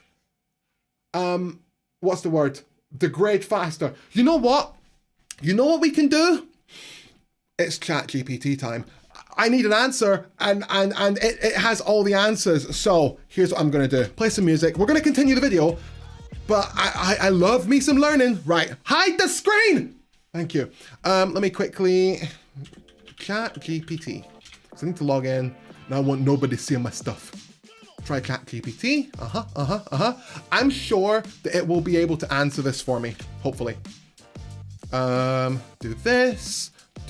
I really should just have ChatGPT logged in all the time. Close that. Do this. Clear. It won't clear my previous messages. Done. Okay. Right. Okay. Am I safe to open up the screen? Yes. Okay. Let's try this. I don't have my microphone set up, so I can't do the. I know ChatGPT isn't always right, but we're gonna assume that it is right this time. If I wait. If I held a piece of paper, hold on. If I had a piece of paper on Earth and a piece of paper 10,000 miles away from Earth, would the paper, I know this is, I'm writing at like second grade level because I have no water at my desk and I am dehydrated right now. Would the paper further away from Earth degrade faster than it would on Earth relative to me on Earth? Right, so I've written that at a first grade reading level, but let's see what it says. Yes, the piece of paper that is 10,000 miles away from Earth would degrade faster than the piece of paper on Earth, all other things being equal. This is because the piece of paper in space would be subject to a range of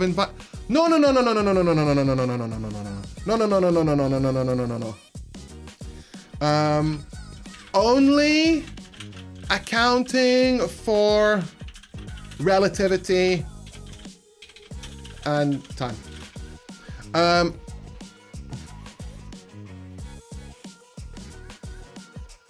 not asking based on the theory. Only accounting for the theory of general relativity. According to the theory of general relativity, time passes more slowly in areas with stronger gravitational fields. Therefore, the piece of paper that is further away from Earth and thus experiencing weaker gravitational forces would degrade more slowly than the piece of paper on Earth. From the perspective of someone on Earth, both pieces of paper would degrade at the same rate, but the person observing the paper further away would perceive it as degrading more slowly.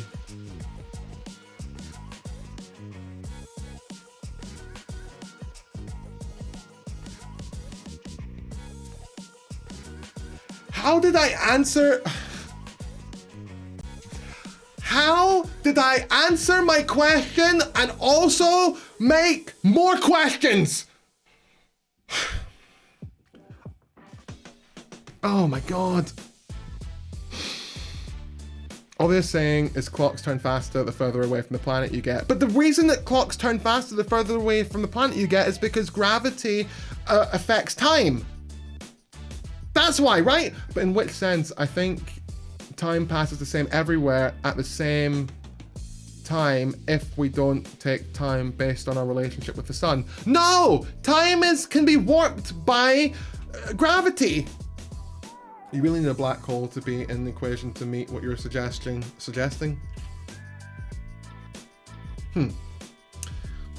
How fast does...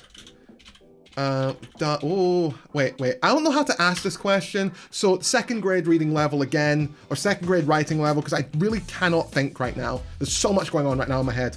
How fast does time go when not... I want to ask it how fast, like what is the fraction of influence that the gravity of Earth has over time relative to space having no gravity? That's what I want to ask, and I don't know how I type that right. What Neil is saying is think of Earth as the epicenter of a black hole. We are 0.0 of the black hole, so we are time zero. The further away you get, the more time will speed up because it isn't bogged down by the gravity of Earth's gravitational well. Gravity is magneticism and our clocks are based on magnetism. So if you are to base a clock moving fast or slow, if it moves further away from our gravity, magnetism, it's going to move faster. So, wait, does gravity affect time then? It does. Gravity warps time. Why is the song going no, no, no, no as I say that? I cannot release this as a video on YouTube.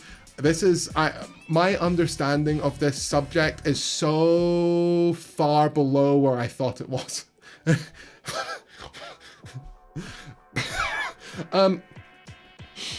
Gravity warps space-time. And gravity slows down time. Okay. Okay. We're gonna go through this in bullet point form. Space-time is different to time. Does space-time go forward? Yes, because there is gravity within the universe, so it must go forward. So, does that mean... Wait, does that mean if we were on a planet with double the gravity... Now, hold on. If gravity... Does double the gravity double slow down time? That's the next question. How... Hold on. Hold on. No! So it's not like double and triple, and if it was 3 times as much, it'd be 3 times as slow. No. Okay. So it doesn't affect it that... So gravity doesn't affect time that much then? Depends on how you calculate time on that planet. Well, the thought I had was... See if you went to another planet that had twice the amount of gravity and we could live there and we'd be okay and fine and dandy, right? That would affect gravity twice as, or would affect time twice as much as it does here, right? Because they're experiencing twice the amount of time warp, right? This is also like, they need to find an easy way of explaining this, because this is ridiculous at this point. How is this not... This should be easier to understand. If you can't explain it simply, you don't understand it. And nobody understands this. Clearly. Clearly, not on the planet. On Earth! There may be 48 hours. No, but you're counting a day as a planetary rotation, right? So let's forget... Okay, let's mentally reset just for a second, right? Okay. I am on Earth. I am time 0. This is the default for time. And gravity is 1g. If I go... Wait. Is 2g of... This sounds like a stupid question, but it's not. Is 2g of gravity double normal gravity?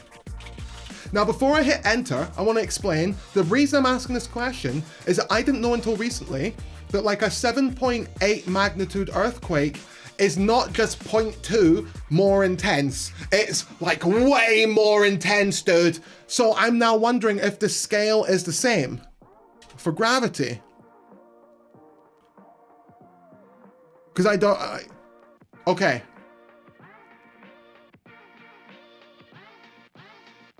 Okay, so yes, it's double gravity experience on Earth's surface. Cool. So now we have a better understanding of that, because earthquake scale is very confusing.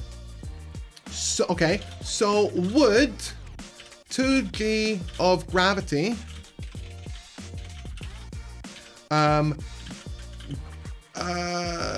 double the impact on relative time to 1g?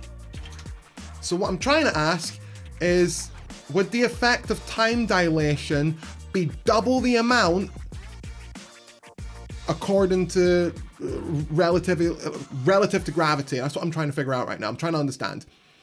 Okay. Yes, the effect of time dilation due to gravity is proportional to the strength of a gravitational field. That's what I've been trying to say and say that I thought was right. According to the theory of general relativity, time passes more slowly in areas with stronger gravitational fields. Therefore, a person experiencing 2g of gravity... Now, this could be wrong. Therefore, a person experiencing 2g of gravity would experience time passing more slowly than someone experiencing 1g.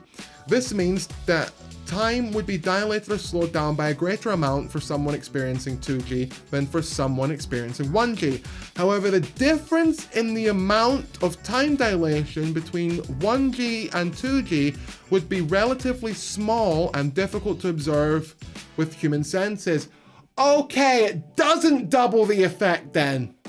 Okay, that's the main thing I was wondering, because I was thinking if the human race all moved to a 2G planet, would the heat death of the universe be twice as far away? That's what I was wondering. Be a nanosecond or so. Wow, gravity really doesn't do much then, does it? So would it kind of be the same either way then? If there was no gravity on Earth, versus 1g, would that kind of be a couple nanoseconds as well? Gravity is a weak force. Right, so gravity affects time, but speed affects time way more. Now I'm wondering, okay, cool, so I've got a good understanding now of how much time affects gravity. Was this the plan today? No. I just wanted to hear about time dilation. Right, so I have a better understanding now. Unless the gravity is so intense, such as a black hole. Right. I feel you're looking at an orange. Wait, I feel you're looking at an orange blue and are trying to dig at the fruit, but are barely even scratching the skin. No, listen. What I am doing right now is asking the questions that allow the way that I think to process the information. Because I don't, like, if someone else would ask way different questions to understand what I'm trying to understand. They probably ask more logical questions, but my brain, for processing this, I need to put it into scenarios. Because if you just tell me, like, I need the scenario to fully understand it, because without the scenario, for this anyway, without the scenario, you're just feeding me information without a full understanding. Because you could tell me it and I could memorize it and I could repeat it. Without the scenario, I'm not going to understand it. A black hole has such a strong gravitational pull, it can essentially slow time to almost a stop. Right. Did you guys hear that recently a black hole expelled something which isn't supposed to be possible? Going off physics, apparently. I'm sure that happened. Hold on. Black hole expels matter. Astronomers baffled by black hole burping out spaghettified matter. Yeah, I knew that happened.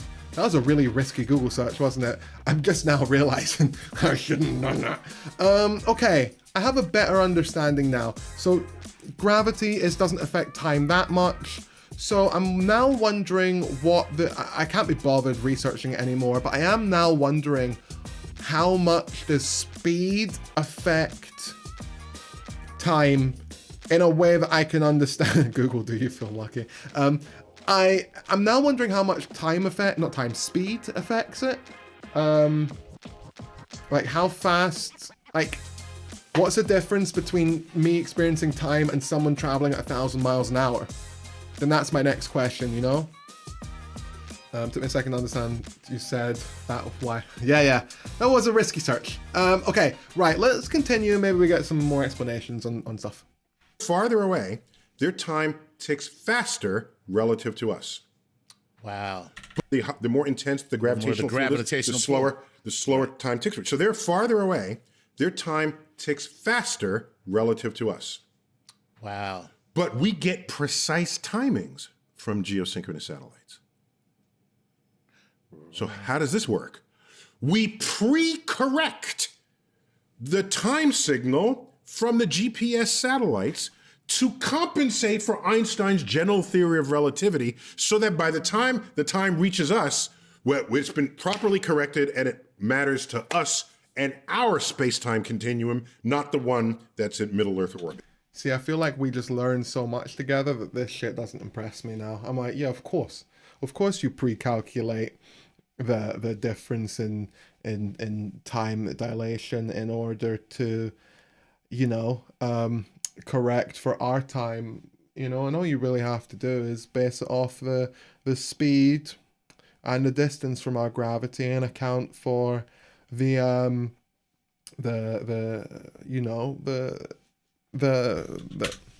Oh my goodness.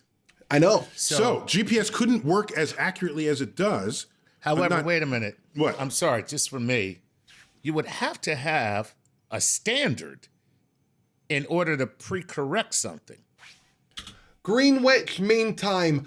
I know things, dude.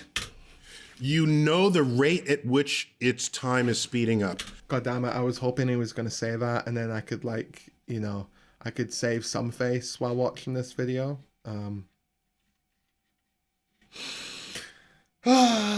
Because you can calculate what the gravitational field is up there. There you go. Okay. I did just say that when I was doing the thing where I did just say that. Okay. And once you calculate that, then you do and you say, oh my gosh, the formula works. Einstein was right. Right. All right. This is not just something on a high theory, By the way, hypothesized that may or may not be true. It is true. I just want to be there when that phrase is uttered. Oh my God, Einstein was right. I'm understanding. Yeah, these aren't just cult heroes that we wish they were right. Listen, okay, I say Greenwich, okay? I know it's Greenwich. I knew it was Greenwich. I knew it was Greenwich. I did. I knew it was Greenwich the whole time.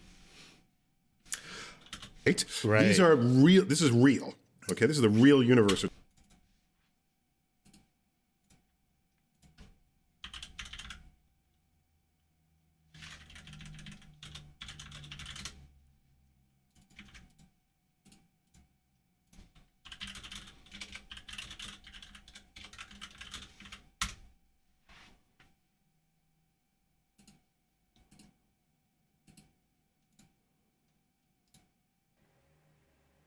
We are looking at how to pronounce the name of this borough in London, England. It is also the name of a town in Connecticut, USA. How do you go about pronouncing it? It may look like it should be pronounced Greenwich, but it's not at all how it is to be said. God damn it.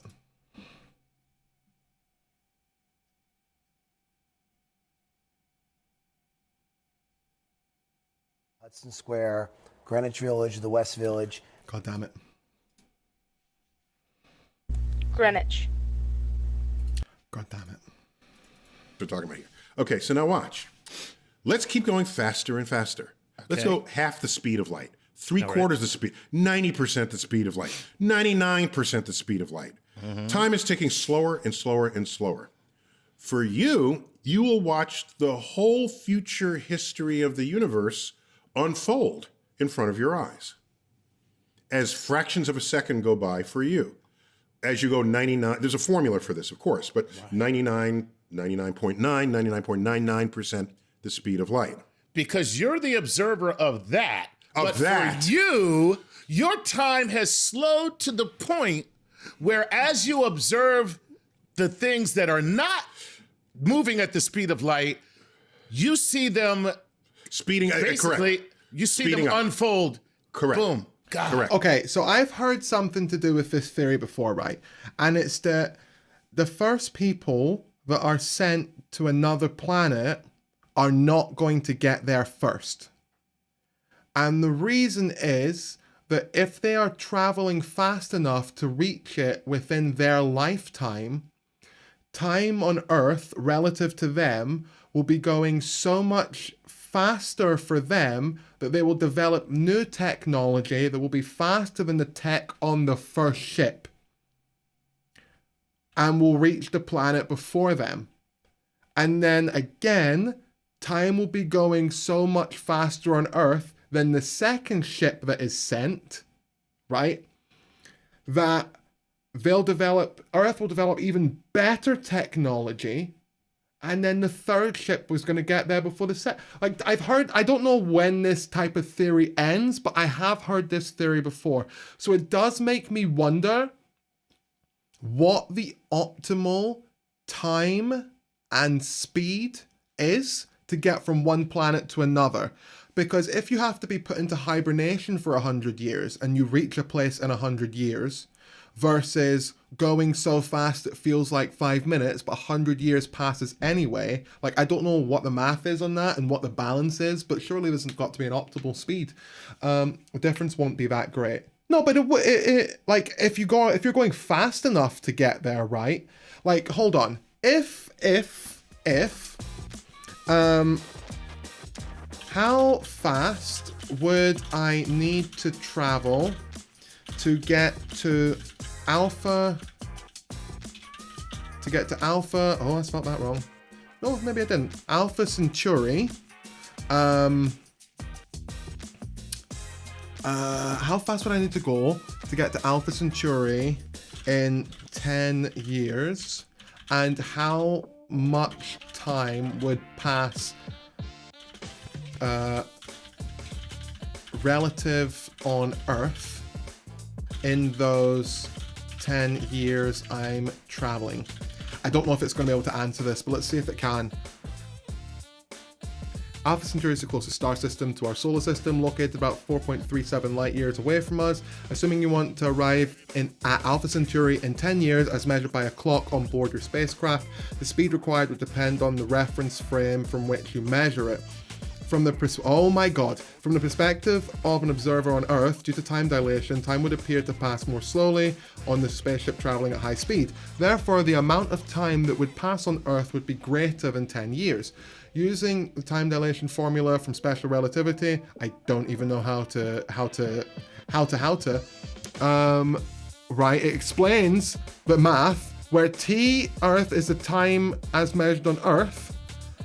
Oh my god, assuming that the spaceship can travel at constant velocity, plugging these values into a formula, this means that the spaceship would need to travel at approximately 99.9999983% the speed of light to arrive at Alpha Centauri in 10 years as measured on board the spacecraft.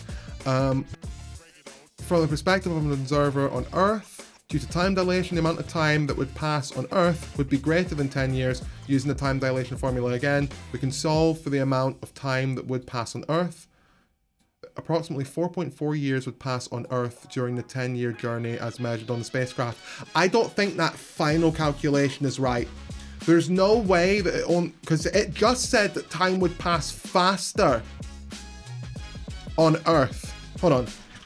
Hold on, I really want to understand this. If time passes faster on Earth, how does the 10-year journey for the people inside, for the people traveling to Alpha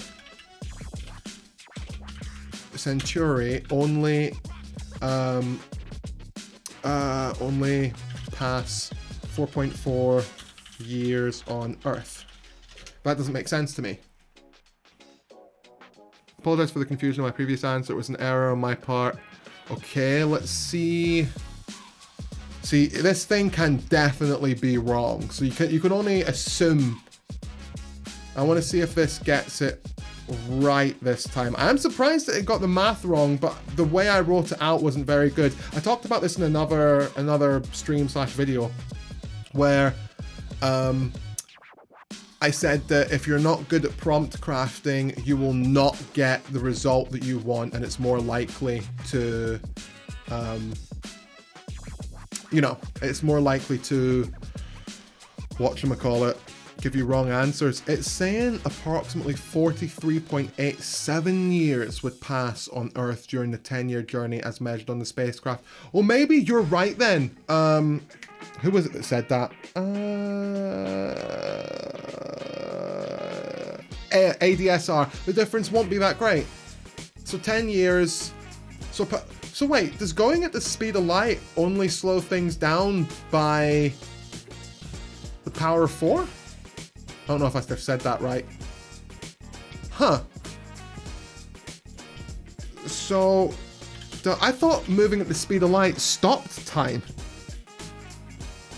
For you? I have no understanding of this. I really don't, but I'm enjoying myself. Wait, Kelly, relatively... Okay, hold on a second. This looks interesting. What is this that you've sent me?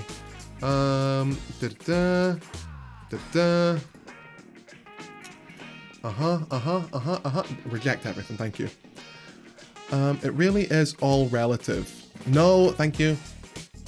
Former NASA astronaut Scott Kelly's historic one-year mission aboard the International Space Station made his identical twin, Mark, an even older brother. By how much? I used to be 6 minutes older. Now I am 6 minutes and 5 milliseconds older. So 1 year... How far away from Earth is the International Space Station? That's super interesting. That says how fast it went around Earth. Okay. I want to know that. How far away from Earth is the ISS?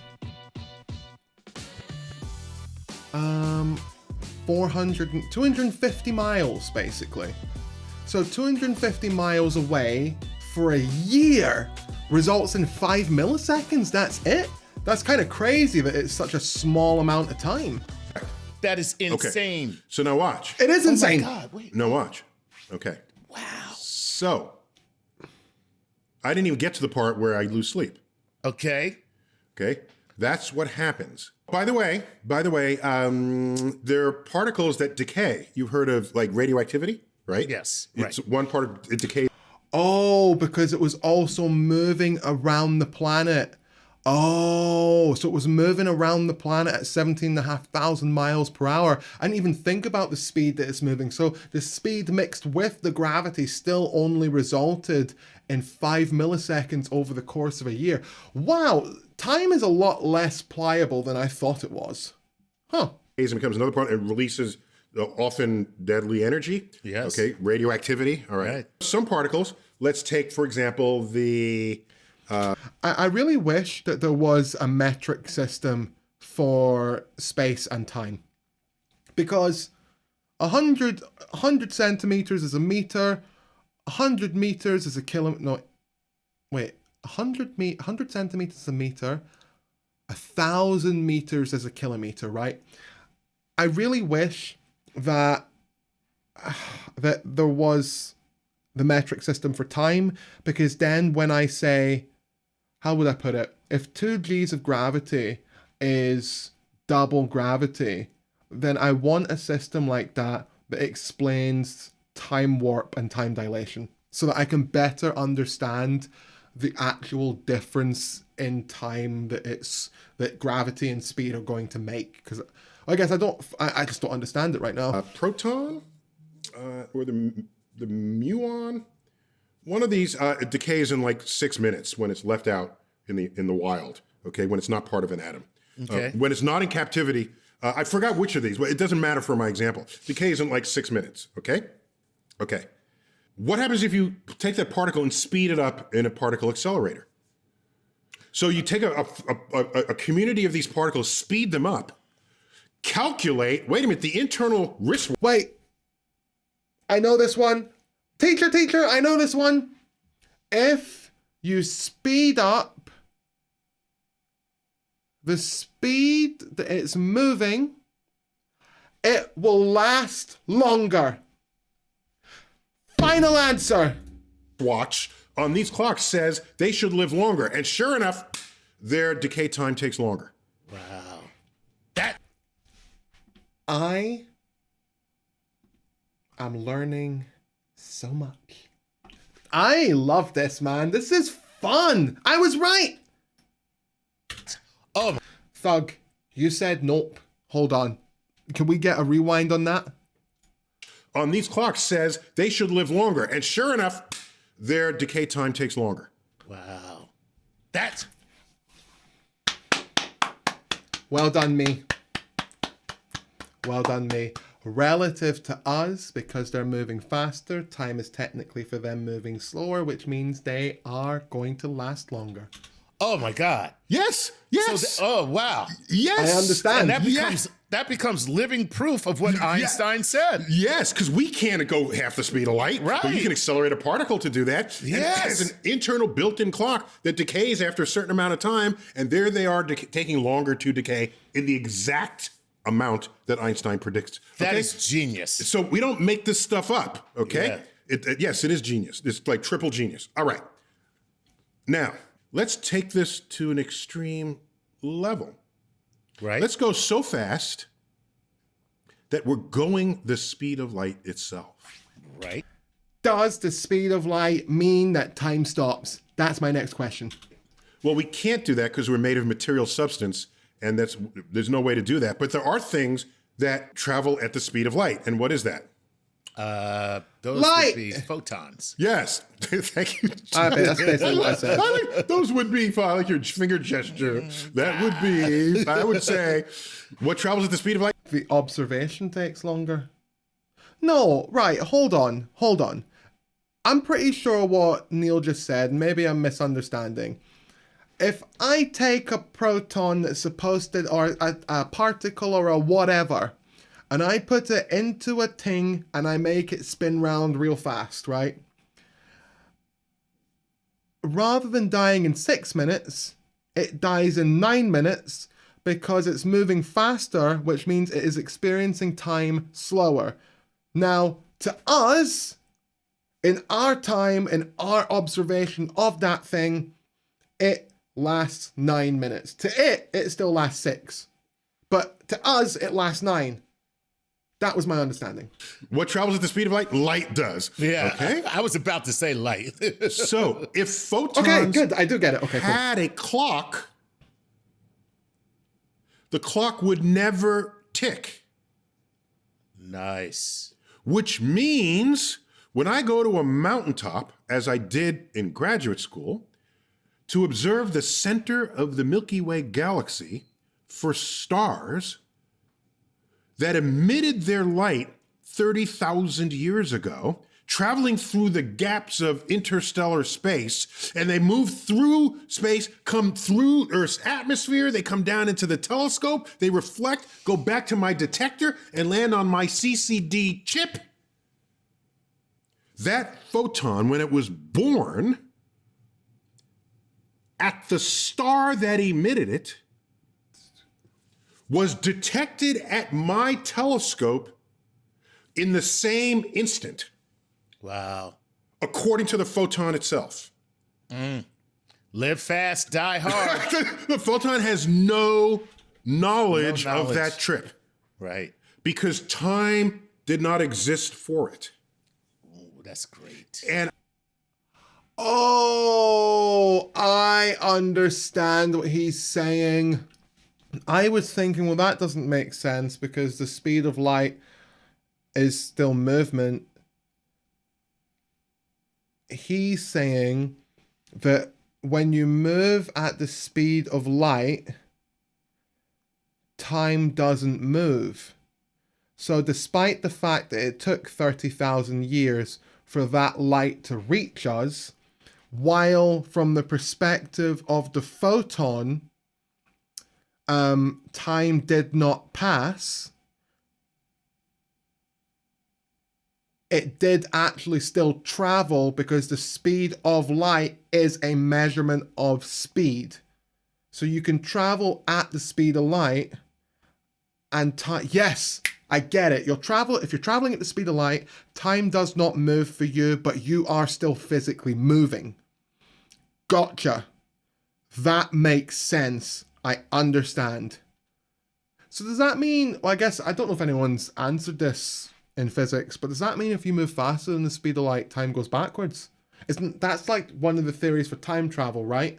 And I'm saddened that many of these photons like hit people's tanning on the beach, you know, and to They're imagine very traveling sad. 30,000 years and land on someone's buttocks. Yep, when very you could sad. have come with the telescopes I collected, I'm now decoding the nature of the universe. And some photons go right on by Earth and are still moving, but they have no internal time clock. Wow. And they're just traveling through like, I hope when I'm born, I hit a telescope. So, I guess, yeah. If something is born and never experiences time, did it ever live? Whoa, there's so many questions to ask. So, bam! You're born and you hit a telescope. yeah. That would be an interesting. But what do I want to be when I grow up? Or, Right. you know, or the instant I am emitted, where am I going to be? Where absorbed? would I like to be? Yeah. Right. And so, just the idea that light can move across the universe and have no and not age. This is a fascinating fact to me. Wow. So, Well, what happens to light when it does age? I guess is my next question. Like, I wouldn't even know how to even think about that. The speed of light is constant-ish, but we use to measure distance, large distances, rather than speed. Wait, the speed of light is constant, but we use to measure distance rather than speed. Right, so we use the speed of light to measure distance rather than measuring speed. And the reason for that is because the speed of light is the fastest observable thing that we as humans have. Gotcha. Okay. And it's constant-ish. Gotcha. Okay, I get it. I'm understanding. How light years, how far light travels in a year. Right, how far light travels in a year. So what is the actual speed of light then? What is the speed of light in miles? Just so I have some kind of relative understanding. 186,282 miles per second. And, hold on.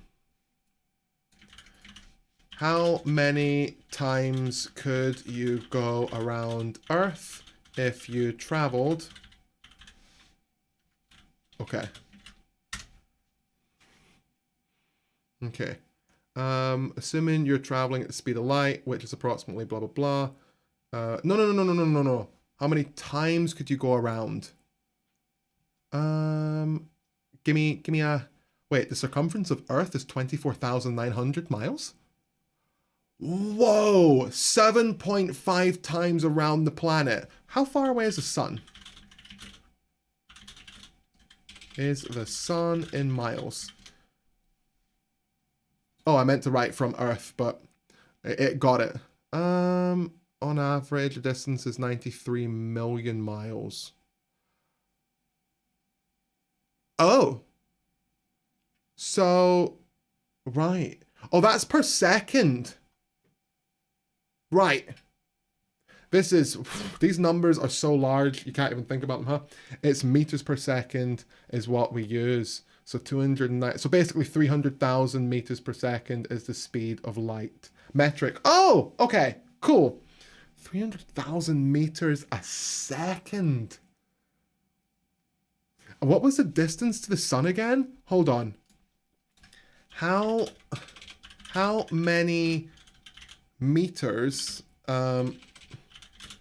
away is the sun from Earth? I'm trying to get a relative, like some kind of understanding. 149.6 million kilometers. Right. That's to convert this distance to meters, multiply 194.6 billion meters. And it's 300 million meters per second. Am I wrong in saying you could get to the sun traveling at light speed in 5 seconds? Is that math totally off, or is that right? Jesus. When you think that it would take 4 years to get to Alpha Centauri and 5 seconds to get to the sun, light takes approximately 7 minutes to reach the Earth. Oh, so we're 7 minutes away. How did I get 5 seconds? because you said the speed it's 300,000 meters per second. Oh, 149 billion. I was doing 1.49 billion. That's where I went wrong. Right. Okay. At least I know where I went wrong with the math now. I was doing 1.49. That is more than fascinating. That is, I mean, that's mind-boggling. Yeah. So that is light, the age of light. It's like it doesn't age at all. I am convinced that 7 minutes to get to the sun and 4 years to get to the nearest or one of the nearest galaxies. 300 million, not 300,000 per second. Oh, 300 million meters per second. I was reading that as 300,000. Or no, did I read it as 300 million? You know what? There's so many numbers. I'm getting confused. all Let's of keep you going. guys secretly microdose and smoke weed. That's another episode. That's what I'm saying. Another episode. All right, Chuck, we're calling it quits there. All right. Mysteries of light and time. Dude. Neil deGrasse Tyson here. Keep looking up. I learned so much there. Oh, my brain hurt. My head hurts a little bit, man. Oh my god. Well, at least I understand time dilation a little bit better now. Just a little bit. Ever so slightly. That was fun. If you're watching this in the future over on YouTube, relative to what the future... It's a bad joke when you have no real understanding of time dilation. If you're watching this over on YouTube in the future, be sure to give the video a like. Remember to go give Star Talk in this video, Neil deGrasse Tyson Explains Time Dilation, a like. Give it a watch. Remember, as always, stay super. I am going back to headquarters.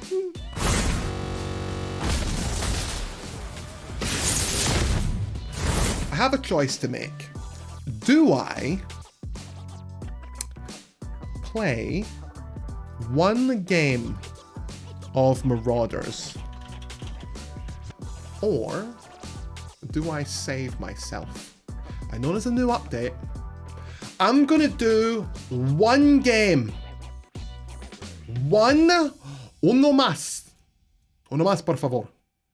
One game of Marauders, and I'm calling it quits. Okie dokie. Right. Let's switch everything over. I die. Stream ends. Okay. One single run. Well, till I die. Really.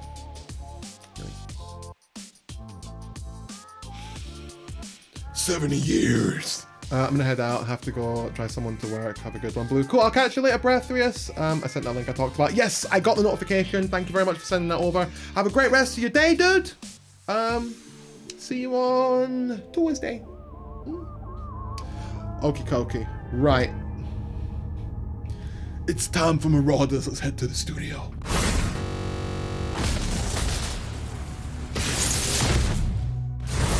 My earbuds run out of battery, but you see, I'm very intelligent, okay? I have two different sets of earbuds, the exact same ones, and they instantly connect with no issues whatsoever, he says, knowing that his earbuds had issues just last night. When you see the bottom of the sun hit the horizon in a sunset, it's actually below the horizon. That's because the 7-second delay equates to almost the diameter of the sun from our position.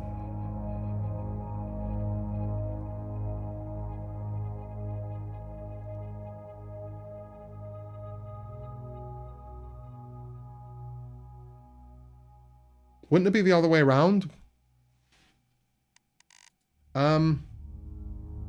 Slight problem. I have no audio. Remember when I said that these earbuds just work? Yeah, I've been having issues with these ones and I don't know why. Hold on, what if I try off and on? We'll see if this works. There's a chance. We're seeing the sun from 7 minutes ago. Oh, I see what you're saying, Thug. Oh my god. Whoa. Okay, got my audio. Right. Quick explanation. If you don't know what this is Marauders. If you've ever seen Tarkov, this is Tarkov in space. Smaller maps, a little bit more friendly. I'm going to gear up. We're going to go on a run. Everything's going to go really, really well. And I'm going to be happy at the end of this. That's what's going to happen. Now, did my screen just turn off? Yes. Did it just turn itself back on and then off again? Yes. Why is it doing that? I don't know. Does it drive me nuts? Absolutely. Right, here's the deal. I used a 7.62 STG last time, and it felt like I was shooting peas, and I don't know why. So I'm tempted to take a shotgun. Are there any helmets I can buy? Because I'm buying a level 7 helmet. I don't really care. I don't want to bring a level 12 when I'm not really focusing, you know? And I'll find a better one quick anyway. Because I've only got 4 level 12 helmets left. I've got loads of backpacks. Don't really want to waste any of them. What I might do... I'll go in with a backpack. I'll be fine. Meds. Let's go for the standard loadout. 1 large. 2 small. 2 bandages. An aspirin. 3 bandages. Let's grab 4 lockpicks. And then what gun am I taking? Could bring a K1 assault. They're okay. 5.6 though. Not great ammo. And I brought the STG and I was struggling with it. I could go basic and bring Terminators. I could bring a Terminator instead. 1 shot, good shot. It's a kill, you know? I heard that got nerfed though, and that was already a 50-50 gun in my opinion. I think EM2's only got 20 bullets in the clip. Oh, this is one of those games where as soon as they nerf one gun, you feel like you've got no guns left, you know? I'm going to bring the 7.62. I'm going to get rid of a bandage. Chuck those in there. Let's grab ammo. Grab... Oh, that's 5.56. Right, let's just bring 100. Actually, just full stack is fine. Okay, that'll kind of do. I'm not going to bring a backpack. I'll be fine without one, I'm sure. You know what? You know what? My gear is good enough that I need a level 12 helmet. I do. If I die, I die. When I die, the stream ends and that's it. Let's do it. Yeah. Okay. I really, like, oh, I need to turn the brightness up on my monitor so I can really see. Okay. I had my brightness at 50% because I don't need it super bright to watch videos. Flag set. Flag set. Did you ever play Tarkov in the end? No, I've never played it. I refuse to spend that kind of money on a game. I just refuse. It's not worth it. Let's have a look and see what the price is right now. Same for Star Citizen. I don't feel like they're worth the money. Maybe I mean, that's my personal opinion, but you know, everyone has their own price that they set for games. How do you buy a skate? Oh, why is my mouse stop working? Okay. Pre-order. Basic one, 35 euros for an early access game. Are you joking? Okay, let's do this. Right. Let's see. Asteroid mine, and pistol kills. I'm not going to bother with those. Where am I? I don't think that's asteroid mine. It's been a little while since I last played though. Star Citizen has free-to-play day. It's not showing the next. Yeah, I signed up for the newsletter so I could get a notification when the next free play date is. Because next time it's free, I'm gonna do a stream of Star Citizen. I'm gonna sit here. I'm gonna install it while I'm streaming, and then try and load it up. Okay, another ship coming here. Didn't see anyone else. Cool. I didn't bring any food, didn't bring a backpack, I'm sure. Oh, I jumped. I shouldn't have done that. I'll be fine. I lost health from that teeny tiny little baby jump. Right. My desk is not set up for gaming right now. I've got like a bunch of stuff all over my mouse. Okay, time is 23 minutes. Cool.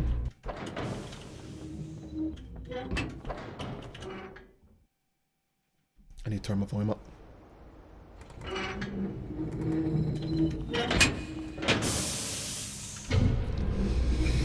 Okie dokie.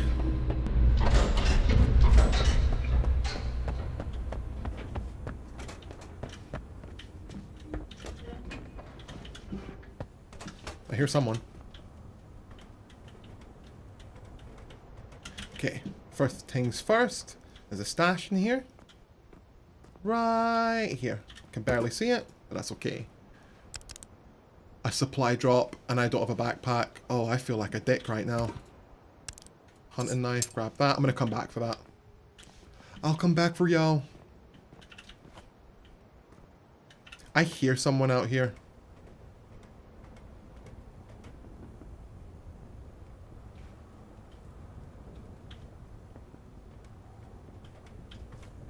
Saw ya.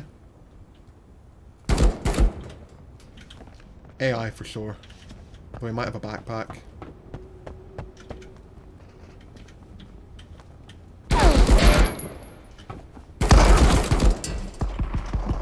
Oh, that's someone else. Okay, I'm gonna go for them. It's no fun if I avoid them. Jesus Christ.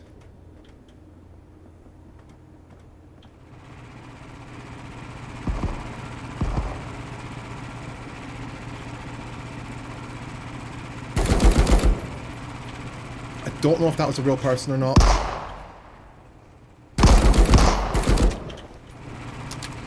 Not a clue.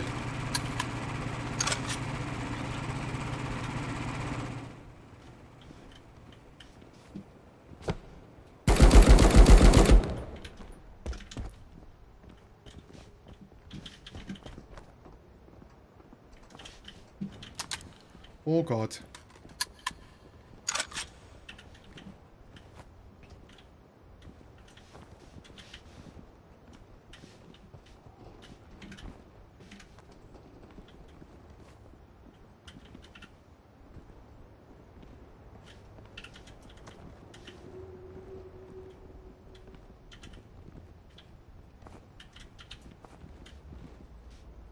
I'm gonna sit still for a minute and just listen. They're sitting still too. Could be AI, could be a person.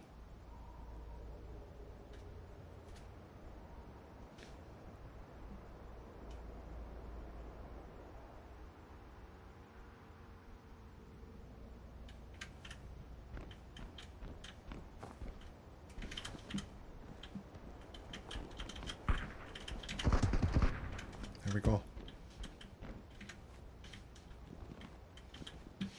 Okay. Got an idea of why one person is. Okay, I'm gonna go for the stash, try and get a backpack.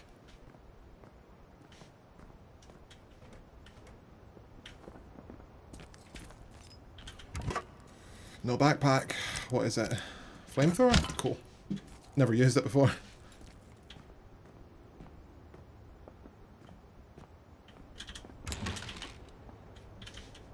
I think that was a player that I killed earlier, by the way. Pretty sure. Install it prior, then wait to load it up. Okay, I'll do that instead then.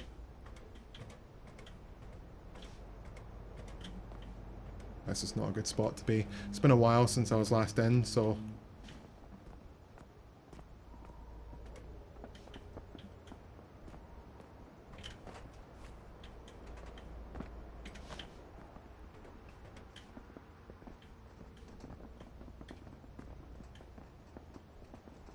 Oh boy.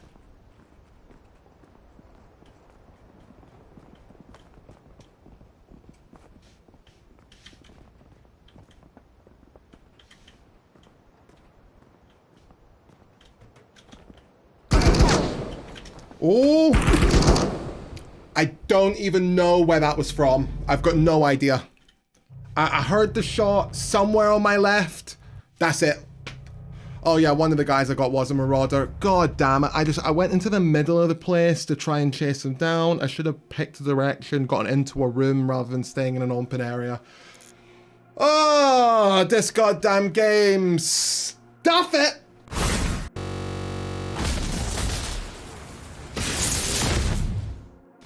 Okay, well, Every time I chuck this game on, every single time I chuck this game on, I regret it. It is a game you really need to play with a team. Playing solo sucks. Hey Paige, I'm doing very well. How are you? How are things? What's going on? What's happening? It looks like such an interesting game, but I can't go over the decision to use real-world mid-century weapons.